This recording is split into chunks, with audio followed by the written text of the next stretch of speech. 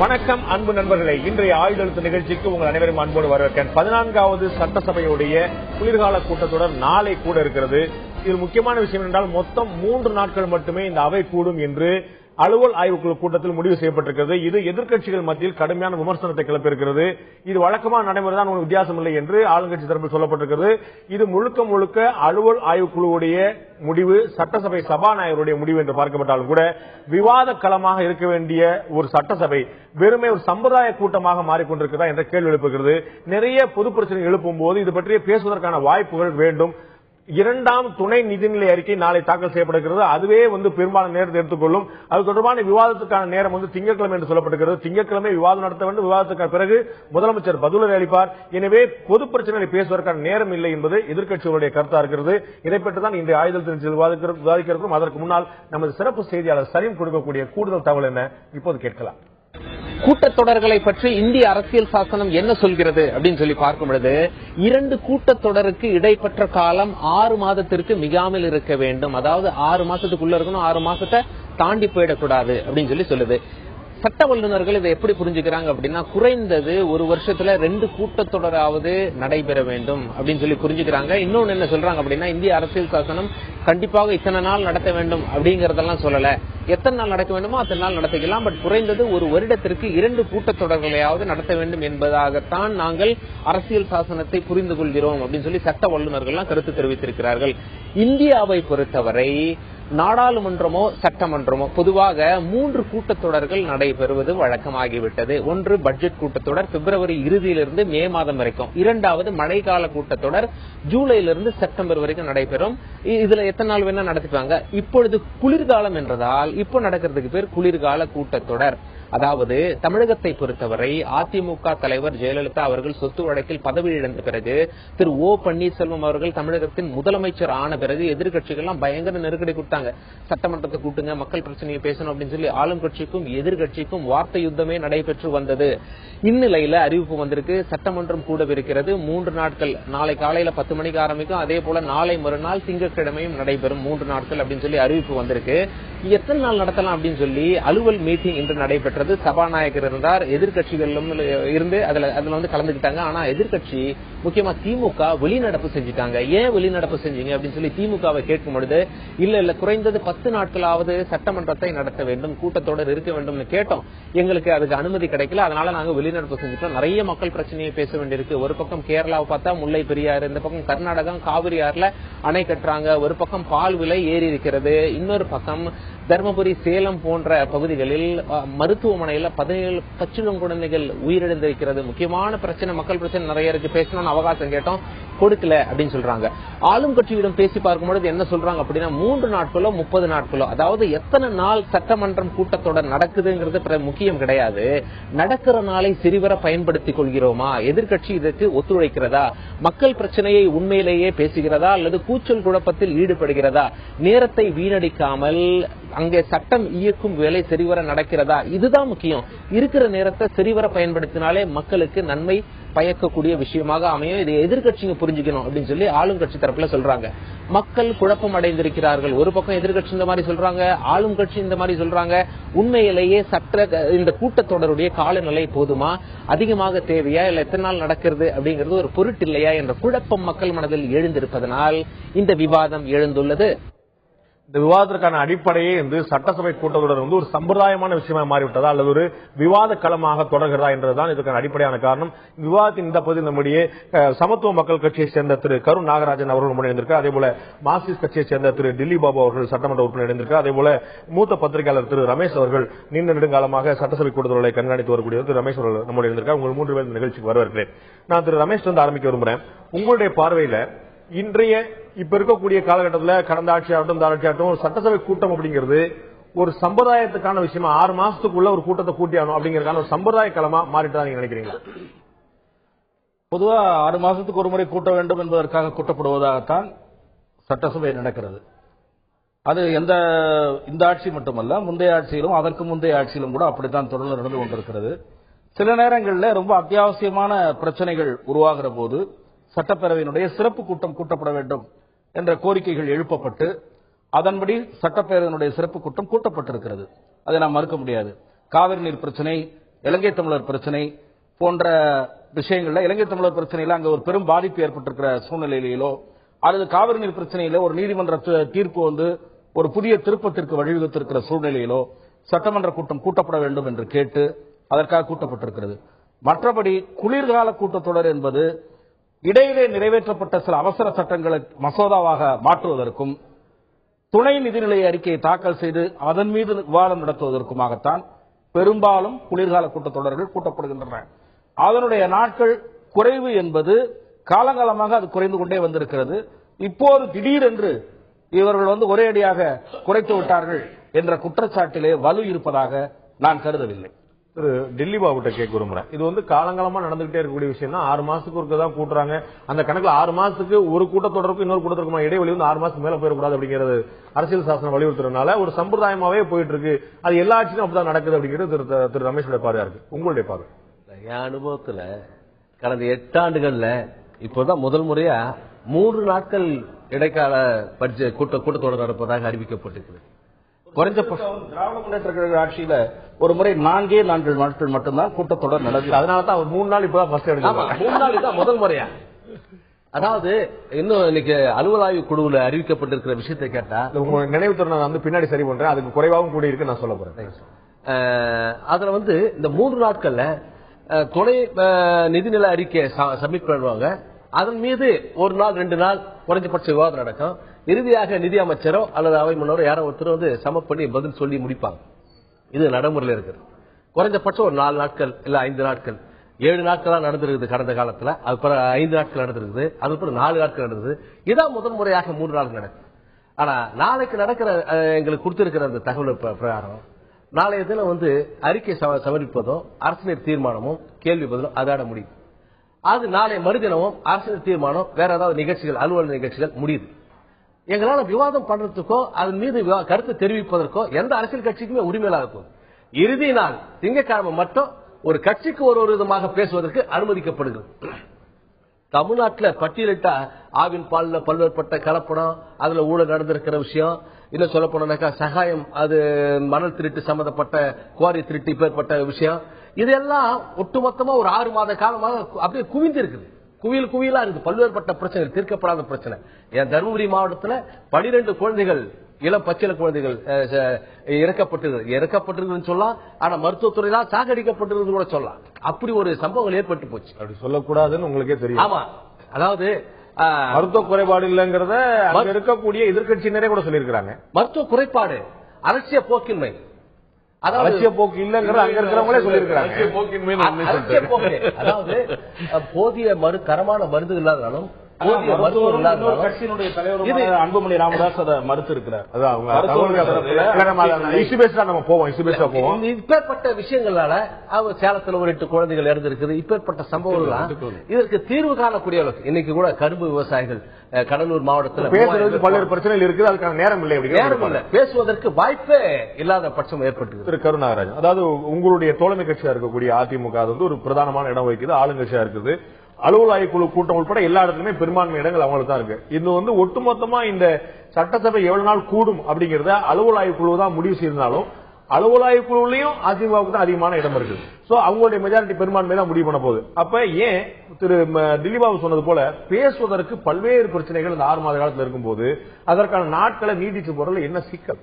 இல்ல முதல்ல அவங்க சலீம் சார் சொன்ன மாதிரி நீங்க முதல்ல ஒண்ணு புரிஞ்சுக்கணும். கடந்த ஜனவரி, பிப்ரவரி, ஜூலை அண்ட் இப்ப டிசம்பர் 2 முறை தான் கூட்டணுங்கிறது சட்டம் இருக்கு. ஆனா 4 முறை கூட்டியிருக்காங்க. 30 நாட்கள் ஏற்கனவே சட்டமன்றம் நடந்திருக்கு. 2 முறை தான் சின்ன கடைசி 2 முறை தான் குறைஞ்சபட்சம் 2 முறையாவது ஒரு தொடருக்கு இன்னொரு தொடர்பான வித்தியாசம் 6 மாசத்துக்கு மேல போட. அதுதான் 6 மாசத்துக்கு ஒரு கூட்டினா போதும் சட்டம் 4 முறை கூட்டியிருக்கு. இப்ப டிசம்பர் மாசம் இப்ப வந்து துணை நிதிநிலை அறிக்கை தான். அதுல பெரிய அறிவிப்புகள் வரப்போறது இல்ல, சின்ன சின்ன கரெக்ஷன்ஸ் தான் வரும். ரெண்டாவது, எதிர்கட்சிகள் வந்து இப்ப வந்து இது ஒரு பெரிய ஐயோ சட்டமன்றம் நிறைய நாட்கள் நடந்தால் நாங்கள் நிறைய பேசுவோம்னு தேமுதிக வந்து இன்னைக்கு பேட்டி கொடுத்திருக்காரு. அவருக்கு நிருபர் கேள்வி கேட்கிறாரு, நீங்க நான் சட்டமன்றத்துக்கு போவீர்களா அப்படின்னு கேட்கிறாரு. அவர் இல்ல, எங்க தலைவர் நேத்தா வந்திருக்காரு, அவரை சந்திச்சுட்டு தான் நாங்க போவோங்கிறது. சட்டமன்றத்துக்கு போறது கூட முடிவில்லாத எதிர்கட்சிகள்லாம் நாட்டுல இருக்கு.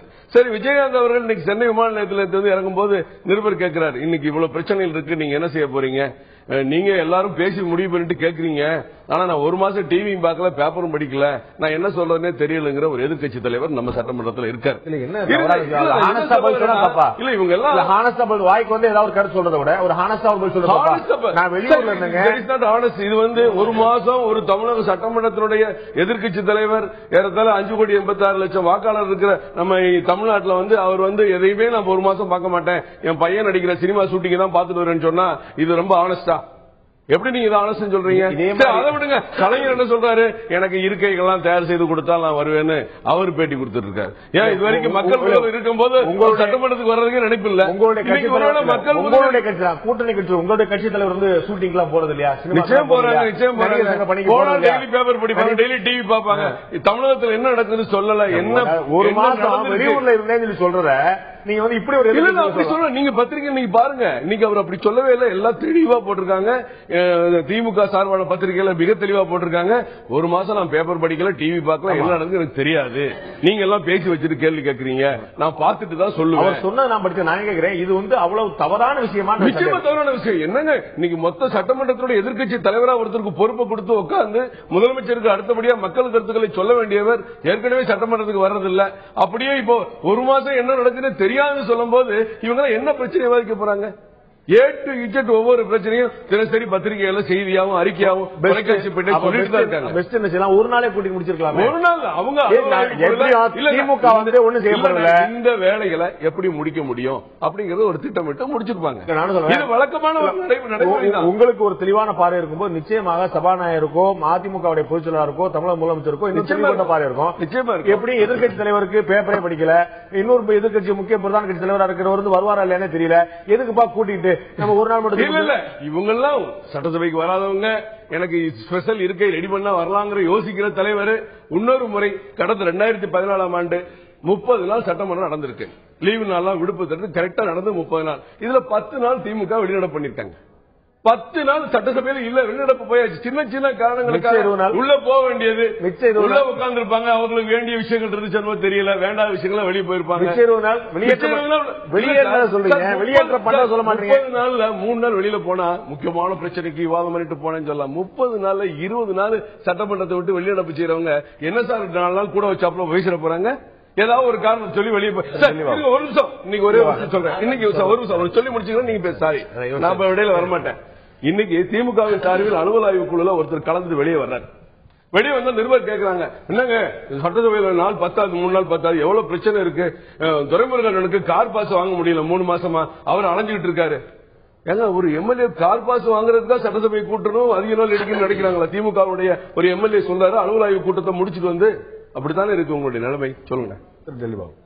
ஒரு தனிப்பட்ட ஒரு நபர், ஒரு இயக்கத்துடைய தலைவரோ ஒருவரை வைத்து ஒட்டுமொத்தமா தமிழ்நாட்டு மக்களுடைய பிரச்சனை, யாருக்கூடிய மக்களுடைய பிரச்சனை அது பேசப்படுவதில்லை, செய்யப்படுவதில்லை, அத்தகைய கருத்து எதிர்கட்சி தலைவர் ஒருத்தர் இது மாதிரி சொல்றாரு செய்யறாருன்னா அவ்வளவுதான் தமிழ்நாட்டுடைய ஒட்டுமொத்தமான மக்களுடைய பிரச்சனை இப்படி ஆகி போச்சு, ஆகவே பேசுவதற்கு காலம் தேவையில்லை, நேரம் தேவையில்லை அப்படின்னு சொல்றது ஏற்புடையதல்ல. இன்னைக்கு பல்வேறுபட்ட பிரச்சனைகள் தமிழ்நாட்டு மக்கள் கொதிச்சு இருக்கிறாங்க. மின்கட்டண ஒரு பக்கம் ஏற்றி இருக்கிறாங்க. இல்ல அதுக்கான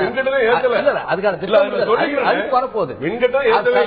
சத்துணவுல முட்டையில கொள்முதல்ல பல்வேறுபட்ட ஊழல்கள் நடந்திருப்பதாக சிபிஐ விசாரணை நடத்த வேண்டும் நாங்களும் கோரிக்கை வச்சிருக்கோம். இப்படி பல்வேறுபட்ட பிரச்சனைகளை எந்த மட்டத்தில் நாங்க இதை எழுப்புவது, அரசாங்கம் சம்பந்தப்பட்ட அமைச்சர்கள், முதலமைச்சர் இவங்க தான் பதில் சொல்லணும். சட்டமன்ற உறுப்பினர் நாங்க மாவட்ட ஆட்சியோட சம்பந்தப்பட்ட துணை அதிகாரி கேட்டாலும் இது அரசாங்கம் சம்பந்தப்பட்ட முடிவு, நீங்க கேட்க வேண்டிய இடத்துல கேளுங்க, சபையில நீங்க கொண்டுட்டு போங்க, அவங்க பதில் சொல்லுவாங்க. கொள்கை ரீதியான விஷயங்கள் அப்படின்னு சொல்றாங்க. கால் விளைவுல பால் விலை ஏற்றத்திலிருந்து தருமபுரி குழந்தைகள் மரணத்திலிருந்து மின்கட்டண உயர்வுக்கான ஆலோசனையிலிருந்து டாஸ்மாக் பிரச்சனையிலிருந்து பல்வேறு விஷயங்கள் நாள்தோறும் வந்து கொண்டே இருக்கின்றன. இன்னும் ஜாதிவாரி கணக்கெடுப்பு நடத்துவது பற்றி உச்சநீதிமன்றம் கேள்வி எழுப்பியிருக்கிறது. அது போன்ற நிலைப்பாடு என்ன என்று பல்வேறு பிரச்சனைகள் இருக்கும் போது சட்டசபையில் விவாதிக்காமல் இதெல்லாம் எங்கே விவாதிப்பது, அதற்கான நேரமில்லை என்ற எதிர்க்கட்சிகள் குற்றச்சாட்டில் உண்மை இல்லையா? சட்டப்பேரவை கூட்டத்தொடர் விவாத களமா அல்லது சம்பிரதாயமா என்ற தலைப்பில் இன்றைய ஆயுதத்தில் விவாதித்துக் கொண்டிருக்கிறோம். நான் திரு ரமேஷ் கேட்க விரும்புறேன். ஒரு முக்கியமான விஷயத்தை திரு டில்லி பாபு சொன்னாங்க. பேசுவதற்கு நிறைய விஷயங்கள் இருக்கின்றன. 3 நாள் பத்தாது அப்படிங்கிறது வந்து இயல்பா தெரிஞ்ச விஷயம். ஏன் அப்படின்னா ஒரு நாள்ல வந்து 2ஆம் துணை நிதிநிலை அறிக்கையை தாக்கல் பண்ண போறாங்க. திங்கட்கிழமை அதை பற்றி விவாதம் செய்ய போறாங்க. வெள்ளிக்கிழமை வந்து அரசினுடைய அலுவலகம் சொல்லி முடிச்சிட்டாங்க. இப்ப பேசுறதுக்கு நூற்றுக்கணக்கான பிரச்சனைகள் இருக்குது. அப்ப பேசுறதுக்கான இடம் சட்டசபை இல்லாம இது சட்டசபையில பேசலாம். இப்போ அந்த வாய்ப்பை கொடுக்கப்படுகிற வாய்ப்பை எப்படி பயன்படுத்திக்கிறோம்னு தான். இப்போ குறுகிய கால கூட்டத்தொடர்றதுனால கட்சிக்கு ஒருவருக்கு வாய்ப்பு நிச்சயம் கிடைக்கும் நான் நினைக்கிறேன். 2வது, முதல் 2 நாட்கள் வந்து எதுவுமே நடக்காதது போல நான் முடிவு செய்து கொண்டு பேசக்கூடாது.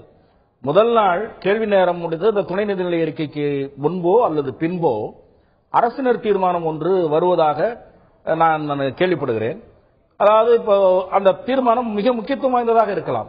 அது தமிழ்நாட்டினுடைய பிரச்சனை தான், எதிர்க்கட்சிகள் எழுப்பக்கூடிய பிரச்சனை தான். உதாரணமாக கர்நாடகாவிலே மேகதாது குறுக்கே அணை கட்டுவது சம்பந்தமாக தீர்மானமாக இருந்தால் அது சம்பந்தமாக மத்திய அரசுடைய தலையீட்டை வலியுறுத்தி ஒரு தீர்மானம் கொண்டு வரப்படுமானால் அது எப்படி முக்கியத்துவம் இல்லாததாக நாம் கருத முடியும்?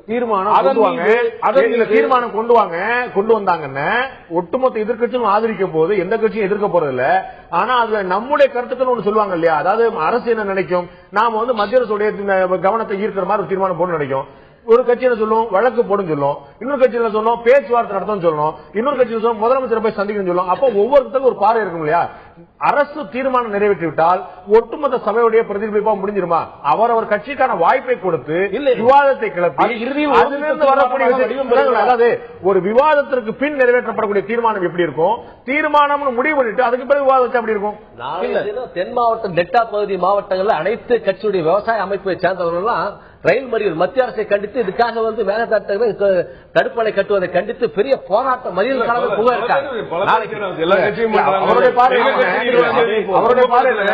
கட்சிகளுடைய கோரிக்கை எதுவாக இருக்கிறதோ அந்த குரலை வந்து அரசை எதிரொலிக்கும் போது கோரிக்கைக்கு என்ன வேலை இருக்குன்றாங்க. பால் விலை, முல்லை பெரியாறு, காவிரியின் அருகே குறுக்கே அணை கட்டுவது, இது எல்லாமே இதுவரைக்கும் நடைமுறையில எல்லாரும் அறிக்கை கொடுக்கிறோம், டெலிவிஷன்ல பேட்டி கொடுக்கிறோம், எல்லா தலைவர்களுமே சொல்லிட்டு தான் இருக்காங்க. யாருக்கும் இங்க வாய்ப்புட்டி சட்டம் கிடையாது. தமிழ்நாட்டுல சட்டமன்றத்தில் மட்டும் துறையில பேசலாம் இல்ல. அதே நேரத்தில் இதுக்கெல்லாம் உடனே தமிழக அரசு சரி, முதல்வர் சரி டெல்லிக்கு கடிதம் எழுதுறாங்க. பிரைம் மினிஸ்டர் விஷயங்கள்லாம் பார்த்தா சட்டமன்றமே ஊடகங்கள்ல விவாதம் நடக்குது, பத்திரிகையில் அறிக்கை வருது. 100 பிரச்சனைகளையும் சட்டமன்றத்திலேயே பேசிட்டு இருந்தோம்னா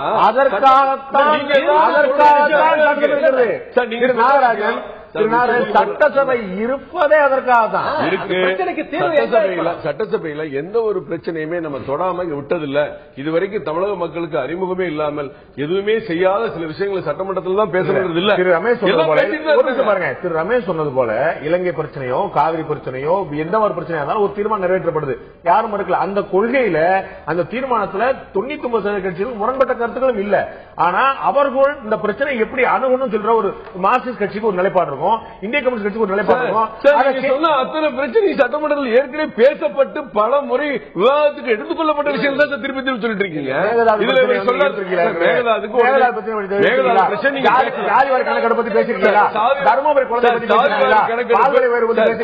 கணக்கெடுப்பு உச்சநீதிமன்றத்தில் தடை வச்சிருக்காங்க.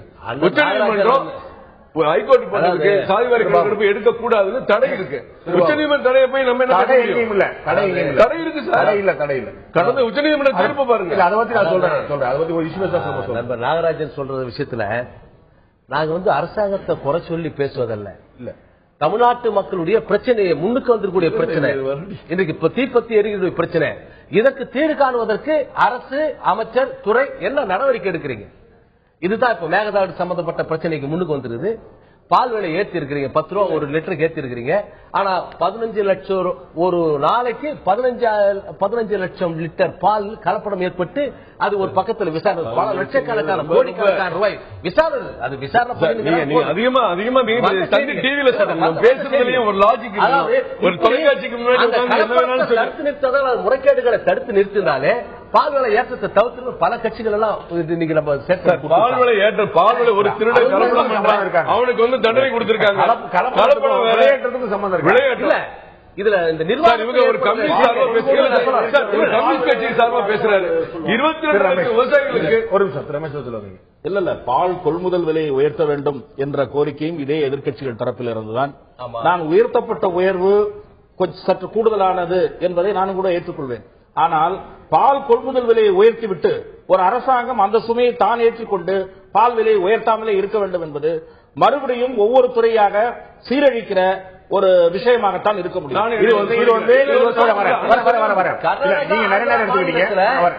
கர்நாடகா, ஆந்திரா மாநிலங்கள் அரசாங்கம் கொள்முதலுக்கு அரசாங்கமே மானியம் கொடுக்குது. ஒரு லிட்டருக்கு 2 ரூபாயிலிருந்து 4 ரூபாய் உயர்த்தி அரசாங்கத்தினுடைய ஏற்றிக்கொண்டே போக முடியாது. பால் விற்பனை, பால் கொள்முதல் விலையோ இல்லாட்டி பால் விற்பனை விலையோ கூடட்டும் குறையட்டும். நீங்க அருமையான அரசாங்கத்தோட நிலைப்பாடு சொன்னீங்க. மானியத்தை கூட்டிட்டு போனா அந்த கடன் சுமை யார் வேலை பாதிக்கும். ரைட். இது அதிமுகவுடைய அரசுடைய நிலைப்பாடா இருக்கும். அதிமுக அரசு நிலைப்பாடு அல்ல. பொருளாதார வல்லுநர்கள் சொல்லுவது என்னவென்றால், ஒரு அரசாங்கம் தன்னுடைய மானிய சுமையை ஏற்றுக்கொண்டே போனால் மாட்டினுடைய முதுகிலே சுமையை ஏற்றி முதுகு முறிகிற கதையாகத்தான் அரசாங்கத்தினுடைய நிர்வாகத்தினுடைய கதையாகும். போக்குவரத்து கழகங்களுடைய உயர்ந்து வருகிற இதுதான் அதிமுக அல்லது இதுதான் தமிழக அரசுடைய நிலைப்பாடா இருக்கும். அப்படின்னு ஒவ்வொரு முறை பெட்ரோல் டீசல் விலை ஏற்றப்படும் போது ஏன் அதிமுக பொதுச்செயலாளர் கண்டன அறிக்கை கொடுக்கிறார்? மானிய சுமை எல்லாம் கொடுக்க முடியாது, மானியத்தில் விடுச்சிருங்க, கேஸ் சிலிண்டர் எல்லாம் ஒரிஜினல் விலைக்கு போன சொல்லிருக்கலாமே. அதிமுக ஒரு முறை ஏனும் அந்த நிலைப்பாடை சொல்லி அரசாங்கம் இருந்து ஏறக்குறைய 23,000 கோடி ரூபாய் ஆண்டு ஒன்றுக்கு அரசாங்கத்துக்கு வருவாயிட்டு. அதன் மூலமா பல்வேறுபட்ட நலத்திட்டங்கள், நீங்க சொல்ற மாதிரி இலவச மிக்சி, இலவச பேன், இப்பேற்பட்ட நலத்திட்டங்கள் பல விஷயங்களை ஈடுகட்டி இருக்கிறாங்க. அத்தியாவசியமான பொருள் பால், குழந்தைகளுக்கு, நோயாளிகளுக்கு இவங்களெல்லாம் கொடுக்குற அத்தியாவசியமான பொருள். அது என்ன சொல்ற மருத்துவ பொருள் மாதிரி. அதற்கு ஏன் அரசாங்கம் வெறும் மிக்சி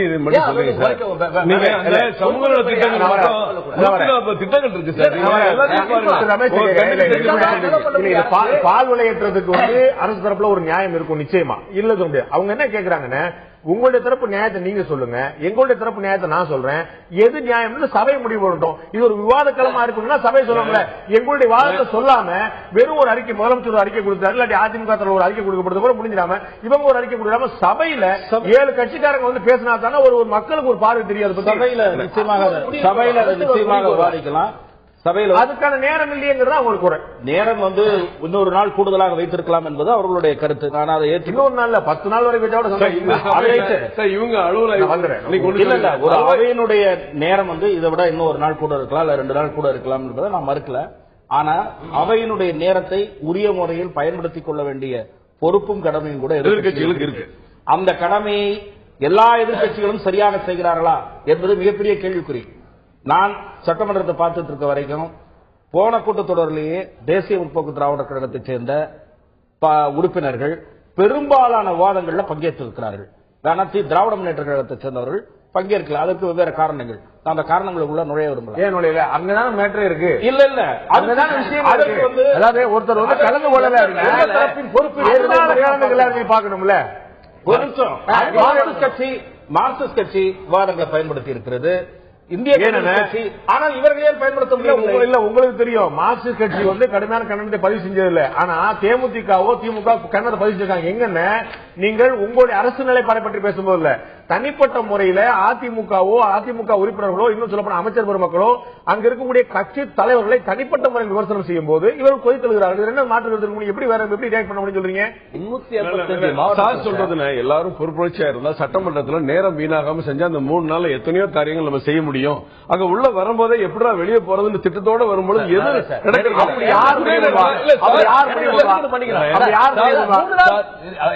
சொல்ற மாதிரி 3 நாள் பேசுவதற்கு வாய்ப்பளித்தா நீங்க சொல்ற மாதிரி ஓரளவு 3/4 பாகம் பிரச்சனை எங்களால பேச வாய்ப்பு இருக்கும். ஆனா 3 நாள் கூட்டத்தொடர்ல ஒரு நாள் தான் பேசுவதற்கு ஒரு கட்சிக்கு 15 நிமிடம் அல்லது 20 நிமிடம் எவ்வளவு பிரச்சனை பேச முடியும்? ஒரு கட்சிக்கு ஒரு தலைவர் எவ்வளவு பிரச்சனை பேச முடியும்? இந்த 2 நாள் பேசுவதற்கான ஒரு 3 நாட்கள்ல முழுமையான நேரம் கிடைத்தால் நிச்சயமா பேசிட முடியும். ஆனால் நேரம் கிடைக்குமா, அதில் எவ்வளவு குறுக்கீடுகள் இருக்கும் பல்வேறு கேள்வி எழுந்திருக்கு. அலுவல் ஆய்வுக்குழு கூட்டத்திலிருந்தே வெளிநடப்பு செய்துவிட்டது திமுக. இவர்கள் சட்டசபையில் எப்படி செயல்படுவார்கள்? சட்டப்பேரவை கூட்டத்தொடர் விவாத களமா அல்லது சம்பிரதாயமா என்ற தலைப்பில் இன்றைய ஆயுதத்து நிகழ்ச்சியில் விவாதித்துக் கொண்டிருக்கிறோம். நிகழ்ச்சியின் இந்த பகுதியில் திமுக சார்பாக அதனுடைய வழக்கறிஞர் திரு பிரசன்னா அவர்கள் இணைகிறார். உங்களை நிகழ்ச்சிக்கு வரவேற்க நான் உங்கள்கிட்ட கேட்க விரும்புறேன். இன்று நடந்த அலுவல் ஆய்வுக்குழு கூட்டத்திலேயே வணக்கம் இந்த சட்டசபை எப்படி நடக்கப் போகிறது என்பதை காட்டும் விதமாக திமுக அலுவல் ஆய்வுக்குழு கூட்டத்திலேயே வெளிநடப்பு செய்துவிட்டது. நாளை கூடி 3 நாள் நடந்தா என்ன, 30 நாள் நடந்தா என்ன, திமுக அங்கேயும் அதைத்தான் செய்ய போகிறது என்ற விமர்சனம் ஆளுங்கட்சி தரப்பில் வைக்கப்படாதா? நிச்சயமா உங்களுடைய குற்றச்சாட்டுக்கு ஒன்று பதில் சொல்ல வேண்டிய கடமை எனக்கு இருக்கிறது. அதற்கு முன்னதாக என்னுடைய கருத்து என்பது, இந்த இந்திய வரலாற்றில், இந்திய ஜனநாயகத்தில் சுதந்திரத்திற்கு பிறகு சட்டமன்றத்தை கூட்டுங்கள் என்று சொல்லுவதற்கே இவ்வளவு அறிக்கை போர் நடத்த வேண்டியிருக்கிறது. எதிர்க்கட்சிகள் கோரிக்கை விட வேண்டியிருக்கிறது. மக்கள் பிரச்சனை விவாதிப்பதற்கு தான் சட்டமன்றமே தவிர சொந்த பிரச்சனைகளை பேசுவதற்கல்ல. மக்கள் பிரச்சனைகளை பேசுவதற்கே இந்த அரசு அஞ்சுகிறது, சட்டமன்றத்தை கூட்ட பயப்படுகிறது. ஒன்று. இரண்டாவது, உங்களுடைய கேள்வி, அரசு அலுவல் கூட்டத்திலிருந்து திமுக வெளிநடப்பு செய்திருக்கிறது, இதை தான் நீங்கள் சட்டமன்றத்தில் செய்வீர்களா என்று கேட்டீர்கள். ஒரே ஒரு செய்தி, அரசு அலுவல் கூட்டம் என்பது ஆளும் கட்சிக்கு சாதகமான கூட்டம் அல்ல. எல்லா கட்சிகளும் அங்கே சமம். அது ஆளும் கட்சி எதிர்கட்சி என்றெல்லாம் அல்ல. எல்லா கட்சிகளுடைய கருத்துக்களையும் கேட்டு நடைமுறைப்படுத்த வேண்டியது அரசு அலுவல் கூட்டத்தினுடைய முடிவு. திராவிட முன்னேற்ற கழகத்தின் சார்பாக கோரிக்கை வைக்கப்பட்டது. ஆனால் அரசு அலுவல் கூட்டத்தை நடத்திய தலைவர் அவர்கள் என்ன சொன்னார் என்று சொன்னால், உடனடியாக சட்டமன்றம் கூட்டப்படும். எப்போது?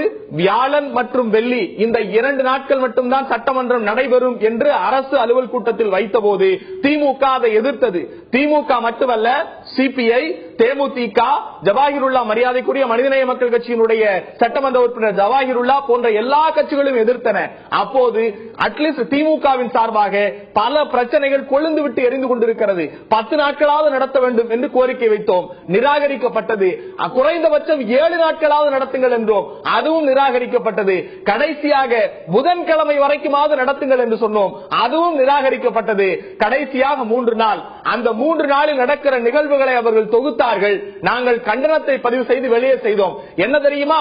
முதல் நாள் சட்டமன்றம் கூடுகிற போது இரங்கல் தீர்மானம் நிறைவேற்றிவிட்டு சட்டமன்றத்தை ஒத்திவைத்து விடுவார்கள். இரண்டாவது நாள் துணைநிலை மாநில தாக்கல் செய்ய இருக்கிறார்கள். ஒரு நிமிடம் உங்களுக்கு தெரிஞ்சுக்கிறேன், உங்களுக்கு தகவலுக்காக சொல்றேன். முதல் நாள் ஒரு நிமிஷம் பிரச்சனை, இரங்கல் தீர்மானம் நிறைவேற்றிவிட்டு சபை தொடர்கிறது. அதுலதான் இரண்டாம் துணைநிலை நிதி அறிக்கை தாக்கல் செய்யப்படுகிறது நாளையே. உங்கள் தகவலுக்காக ஒன்று. இரண்டாவது, நீங்க முதல்ல ஆரம்பிக்கும் போது சொன்னீங்க, இந்த அரசு சட்டசபையை கூட்டுவதற்கே தயங்குகிறது. 10 நாள் கேட்டோம், 8 நாள் கேட்டோம், 7 நாள் கேட்டோம் சொன்னீங்க. உங்களுடைய தகவலுக்காக சொல்றேன், 2006 இருந்து 2011 வரை திமுக ஆட்சியில் இருந்த போது இதே குளிர்கால கூட்டத்தொடர் 2006 4 நாட்கள் நடந்திருக்கிறது, 2007 4 நாட்கள் நடந்திருக்கிறது, 2008 5 நாட்கள் நடந்திருக்கிறது, 2010 5 நாட்கள், 2010 கடைசியில 2010 கடைசியில 5 நாட்கள் நடந்திருக்கு. மொத்தமாக அதிகபட்சமாக உங்களுடைய ஆட்சியில் நடந்த குளிர்கால கூட்டத்தில் 5 நாட்கள் நடந்திருக்கிறது. 2 முறை 4 நாட்கள், 2 முறை 5 நாட்கள். நீங்கள் 10 நாள் கேட்டோம், 15 நாள் கேட்டோம், நியாயம் இல்லையா, எவ்வளவு பிரச்சனை இருக்கு, இவ்வளவு ஆவேசமா குரல் கொடுக்குறீங்க. உங்களுடைய ஆட்சியிலும் குளிர்கால கூட்டத்தோட இதே போலதான் நடந்திருக்கிறது. கருத்தை நான் சொல்ல வேண்டியிருக்கு. மகிழ்ச்சி. உங்களுடைய கேள்விக்கு நான் பதில் சொல்லிடுறேன். இந்த நீங்க சொன்னதுதான் சரி. முதல் நாளே மானிய கோரிக்கை தாக்கல் செய்யப்படுகிறது. ஆனால் அன்றைக்கு விவாதிப்பதற்கு நேரமில்லை. மறுநாளும் அது தொடர்கிறது. திங்கட்கிழமை கேள்வி கேட்டு திங்கட்கிழமை முதலமைச்சர் பதில் சொல்கிறார். இந்த 3 நாட்களோடு முடிகிறது. ஒரு துணை மானிய கோரிக்கையினுடைய நிலைப்பாடு என்ன, அது இந்த மக்களுக்கு செய்ய வேண்டிய நிலை என்ன என்பதையெல்லாம் ஆராய்வதற்கு எதிர்க்கட்சிகளுக்கு வாய்ப்பே இல்லை இந்த 3 நாளில். நீங்க சொல்றீங்க இல்லையா, இந்த திமுக கழகத்தில் நடந்த எல்லா அந்த ஆண்டுகளிலும் 5 நாள் 4 நாள் நடந்தது என்று. இப்படிப்பட்ட பிரச்சனைகள் வருகிற போது ஒரு அரசு செயல்பட்டுக் கொண்டிருந்தது. ஆனால் இன்றைக்கு இங்கே ஆட்சி நடைபெற்றுக் கொண்டிருக்கிறதா, இந்த ஆட்சியை இயக்குகிறவர் யார் என்கிற கேள்வி வருகிறது. ஒரே ஒரு செய்தி, ஒரு ஆட்சி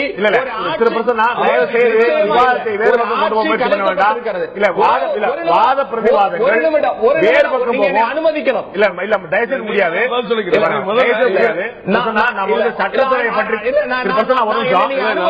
உங்கள்கிட்ட தான் வரேன்.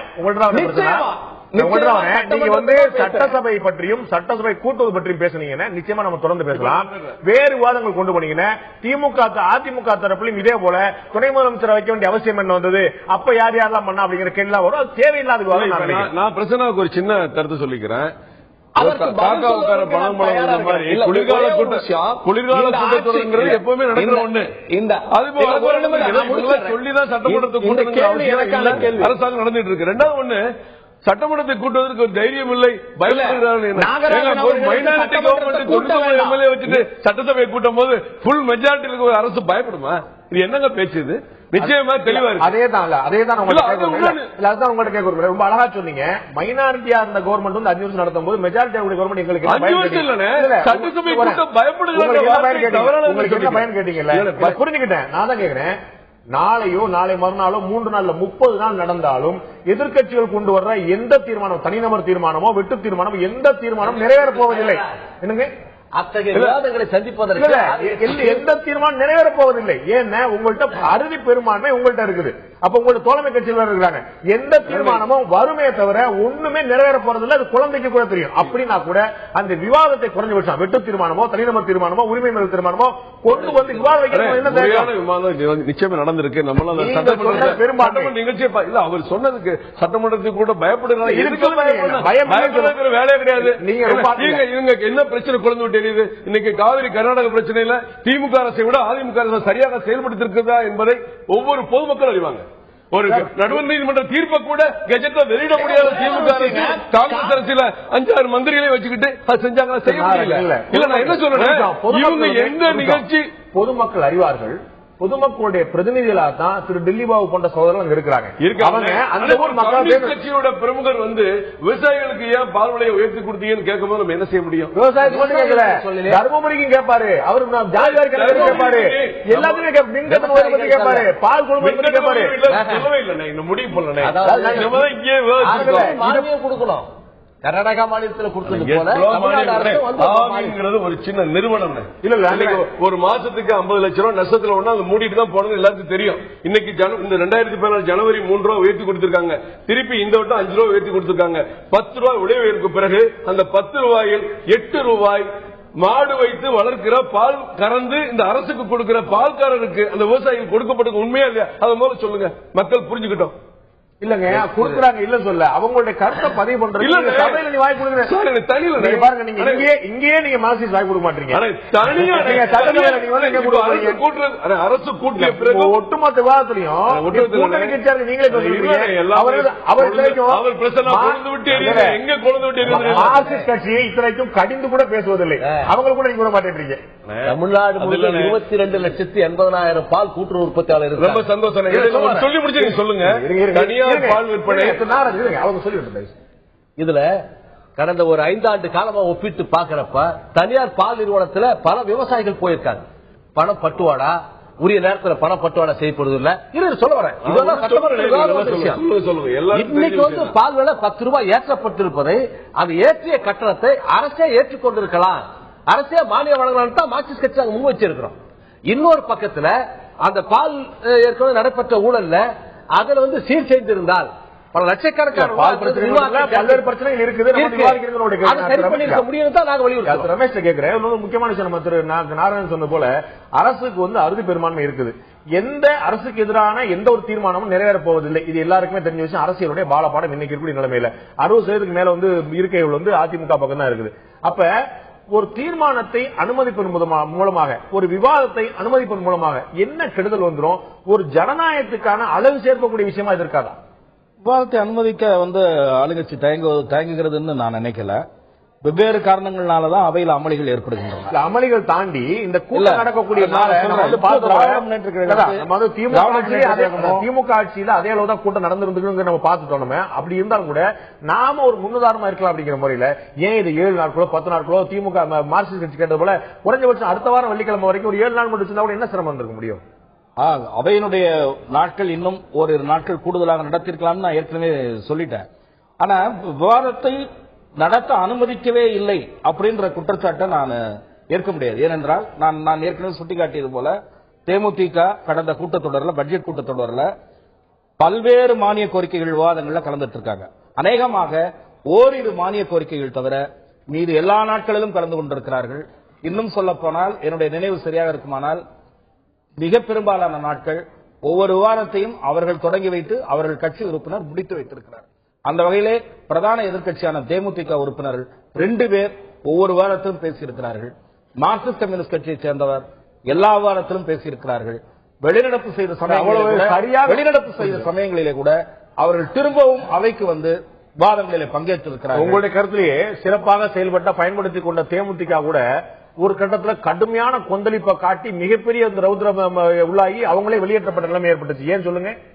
அவர்களுடைய கட்சி தலைவரை பற்றிய விமர்சனம் வந்த போது திமுக இதே போல வெளியேறியது. அதற்கான காரணம் என்ன?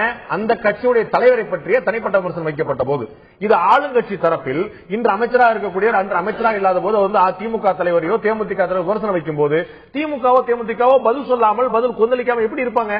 அந்த விமர்சனம் இல்லாம உங்களுடைய ஆட்சியில இப்படி செயல்பட்டது, எங்களுடைய ஆட்சியில் இப்படி செயல்படுறோம் சொன்னா சந்தோஷமா இருக்க போறாங்க. அது தவிர உன்னுடைய தலைவர் யாரும் தெரியாதா? அத்தகைய குற்றச்சாட்டுகள் முடிவு பண்ணும். யாருக்கு இந்த பொறுப்பு இருக்கு சொல்லுங்க?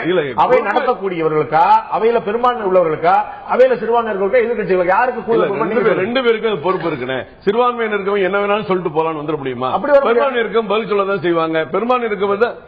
அதாவது மக்களுடைய பிரச்சனை பேசுறப்ப தனிப்பட்ட ஒரு நபர் பிரச்சனையை முன்னுக்கு நிலைநிறுத்தி அவங்கள பேச விடாம அவங்களுடைய ஜனநாயக கடமை ஆற்ற முடியாம இப்படித்தான் தேமுதிக இருந்தாலும் சரி திமுக நடவடிக்கை எல்லாம் இருக்கு. பாண்டிய சார் சொல்றது கரெக்ட். இப்படிதான் போயிருந்தே தவிர அவங்க மக்களோட பிரச்சனை பேசுறதுக்கு அனுமதிக்கவில்லை. குறைபாடுகளை சொன்னாலே உடனே நீங்க குறைபாடுகள் சொல்லக்கூடாது அப்படின்ற மாதிரி ஒரு போக்குக்கும் அரசாங்கத்துடைய குறைகளை சுட்டி காட்டுறது எதிர்கட்சியுடைய கடமை அல்லவா? அதாவது யதார்த்தமா சில விஷயங்களை சுட்டி காட்டுறோம். ஆதாரம் இருந்தா சொல்லுங்கன்றாங்க. ஆதாரத்தோட கொடுக்குறோம். நான் ஒரு முறை சபையில பேசுறப்ப அரசாங்கத்துடைய ஆதாரத்தை முன்னெடுத்த துணை சபாநாயகத்தில் கொடுத்தேன். 79 கோடி ரூபாய் தலித்து மக்களுக்காக ஒதுக்கப்பட்ட பணம் வேற மவுலிவாக்கத்தில் கட்டடத்துக்கு இந்த நகர வளர்ச்சி துறை திட்டத்துக்கு மாற்றப்பட்டது. அரசாங்கத்துடைய ஆதாரத்தை நான் சமர்ப்பித்து பேசினேன். அதற்கு பிறகு அமைதியா இருந்தாங்க. அத்தனையும் பதிவு செய்யப்பட்டது. அமைச்சரை ஏற்றுக்கொண்டு சைலண்ட் தான் உட்கார்ந்தாங்க. அப்படி சில விஷயங்கள் பதிவு செய்யறப்ப கொண்டு போறப்ப வேற வழி இல்லாம நிக்கிறாங்க. இது ஆதாரம் இல்லாம இதுல டெக்னிக்கலா பேசுறப்ப செய்யறப்பதான் இத்தனை கூச்சல். நீங்க சொன்ன மாதிரி ஒரு ஆதாரத்தையும் ஒரு ஆவணத்தை காட்டி பேசும்போது சரி, ஊழலில் திளைக்கிறது இந்த அரசு, இவர்கள் வர தயங்குகிறார்கள், இவர்கள் பயப்படுகிறார்கள் சொல்லி பேசும்போது நாங்க பயப்படலன்னு சொல்றதுக்கு அவங்க 4 வார்த்தை தேவையெல்லாம் பேச வேண்டியிருக்கல. அங்கதான் பேச்சு தொடருது. திசை மாதிரி போறதுல 2 பக்கம் பங்கு இருக்கு. சட்டசபையோட நேரம் வீணாதான் செய்யும். அந்த மாதிரி நான் திரு பிரசன்னா கேட்க விரும்புறேன். ஒரு கடந்த கூட்டத்தொடர்ல பாத்தீங்கன்னா மொத்தமா இருக்கக்கூடிய எதிர்கட்சி உறுப்பினரோட எண்ணிக்கை பாத்தீங்கன்னா 39% பேர் தான் எதிர்கட்சி வரிசையில் இருக்கிறாங்க. ஆளுங்கட்சியில் சேர்த்து ஆளுங்கட்சி கூட்டணி சேர்த்து 61% பேர் இருக்கிறாங்க. இதுல 61.66% எதிர்கட்சியினருக்கு வாய்ப்பு கொடுக்கப்பட்டிருக்கு. நான் சொல்றேன், அதிமுகவோ அதிமுக தோழமை கட்சியோ இல்ல, முற்றிலுமான எதிர்கட்சிகள் திமுகவிலிருந்து தேமுதிகவிலிருந்து மார்க்சிஸ்ட் இந்திய கம்யூனிஸ்ட் உட்பட மனிதநேய மக்கள் கட்சி உட்பட எதிர்கட்சிகளுக்கு 61.66% வாய்ப்பு கொடுக்கப்பட்டிருக்கு. ஒட்டுமொத்த நேரத்தில் 72.7% நேரம் எதிர்கட்சிகளுக்கு வழங்கப்பட்டிருக்கிறது. இதை விட ஒரு அரசு, ஒரு சட்டப்பேரவை எப்படி நியாயமான முறையில் செயல்பட முடியும் நீங்க நினைக்கிறீங்க பிரசன்னா? ரொம்ப மகிழ்ச்சி. இதுல 2-3 விஷயம் நம்ம பதிவு பண்ண வேண்டியிருக்கு. நீங்க சொன்னது போல எதிர்கட்சிகளுக்கு நிறைய வாய்ப்பு கொடுத்திருக்கிறார்கள் என்று சொல்லி இருக்கிறீர்கள். அதில் ஒரு சில கட்சிகளை தவிர, மக்களை பற்றி சிந்திக்கிற கட்சிகளை தவிர, நீங்க அந்த அதிமுக தோழமைங்கிறீங்கல்ல, அவங்களும் எதிர்கட்சி வரிசையில தான் வருவாங்க. இல்ல நான் சொன்ன பட்டியல இல்ல, நான் தனித்தனியாக திரு பிரசன்னா உங்களுடைய ஞாபகத்துக்கு நீங்க அங்க வருவீங்க அப்படிங்கிறதுக்காக தான் நான் சொல்றேன். இந்த சமத்துவ மக்கள் கட்சியோ அல்லது சேக்கு தமிழ் இந்திய குடியரசு கட்சியோ தனியரசுடைய கட்சியோ இதெல்லாம் சேர்க்கப்படவில்லை. அவர்கள் அல்லாத பியூராக உண்மையிலே எதிர்கட்சியாக இருக்கக்கூடிய கட்சிகள் மட்டும் தான் சொன்னேன். கணக்கில் இருக்கக்கூடிய கட்சிகள் நான் சொல்லல. ரொம்ப மகிழ்ச்சிங்க. பெரும்பங்கு வெளிநடப்பு செஞ்சிருக்கு. திமுக வெளிநடப்பு செஞ்ச தவிர இவ்வளவு 77-72% எதிர்கட்சிகள் வாய்ப்பு கொடுக்கப்படல. இல்ல பெர்சன்டேஜ் கூடி இருக்கும். நிச்சயமா நான் சொல்றேன், நீங்க சொல்ற அந்த பர்சன்டேஜ் இருக்கு இல்லையா, நான் மிக்க மகிழ்ச்சி அடைகிறேன். அப்படி ஜனநாயக பூர்வமா நடத்தினால் இப்பயும் அதை நடத்திட்டு போங்க. இப்ப தலைக்கு மேல பிரச்சனை எரிஞ்சுக்கிட்டு இருக்கு. அதைத்தானே நாங்க சொல்றோம். நீங்க அப்ப நியாயமா நடத்தணும்னு வக்காலத்து வாங்குகிற போது இப்பயும் அதை செஞ்சுட்டு போங்க. இப்ப செய்யறதுல உங்களுக்கு என்ன பிரச்சனை? சட்டமன்றத்தினுடைய மரியாதைக்குரிய நாகராஜன் அவர்கள் சொன்ன வார்த்தை சட்டமன்றத்துல கூட்டி பேசி என்ன பண்ண போறோம்னு ஒரு வார்த்தையை இந்த நிகழ்ச்சியில பதிவு செய்யறார்.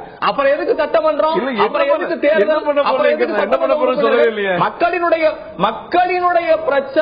மக்களினுடைய பிரச்சனைகளை பேசுறதுக்கு சட்டமன்றத்தை ஒரு 2 நாள் கூட்டுங்கன்னு சொல்றதுல என்ன தப்புன்னு தான் நான் கேட்கிறேன். சட்டமன்றம்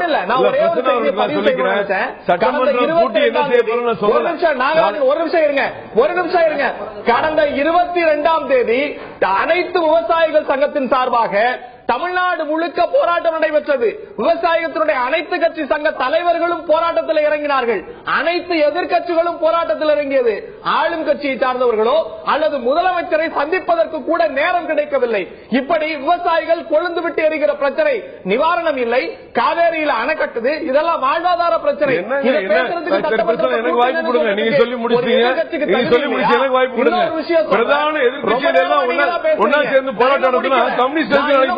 ஒரு நிமிஷம், நாளைக்கு சமத்துவ மக்கள் கட்சி 20 கும்பகோணத்தில் எல்லாருமே பண்றோம்.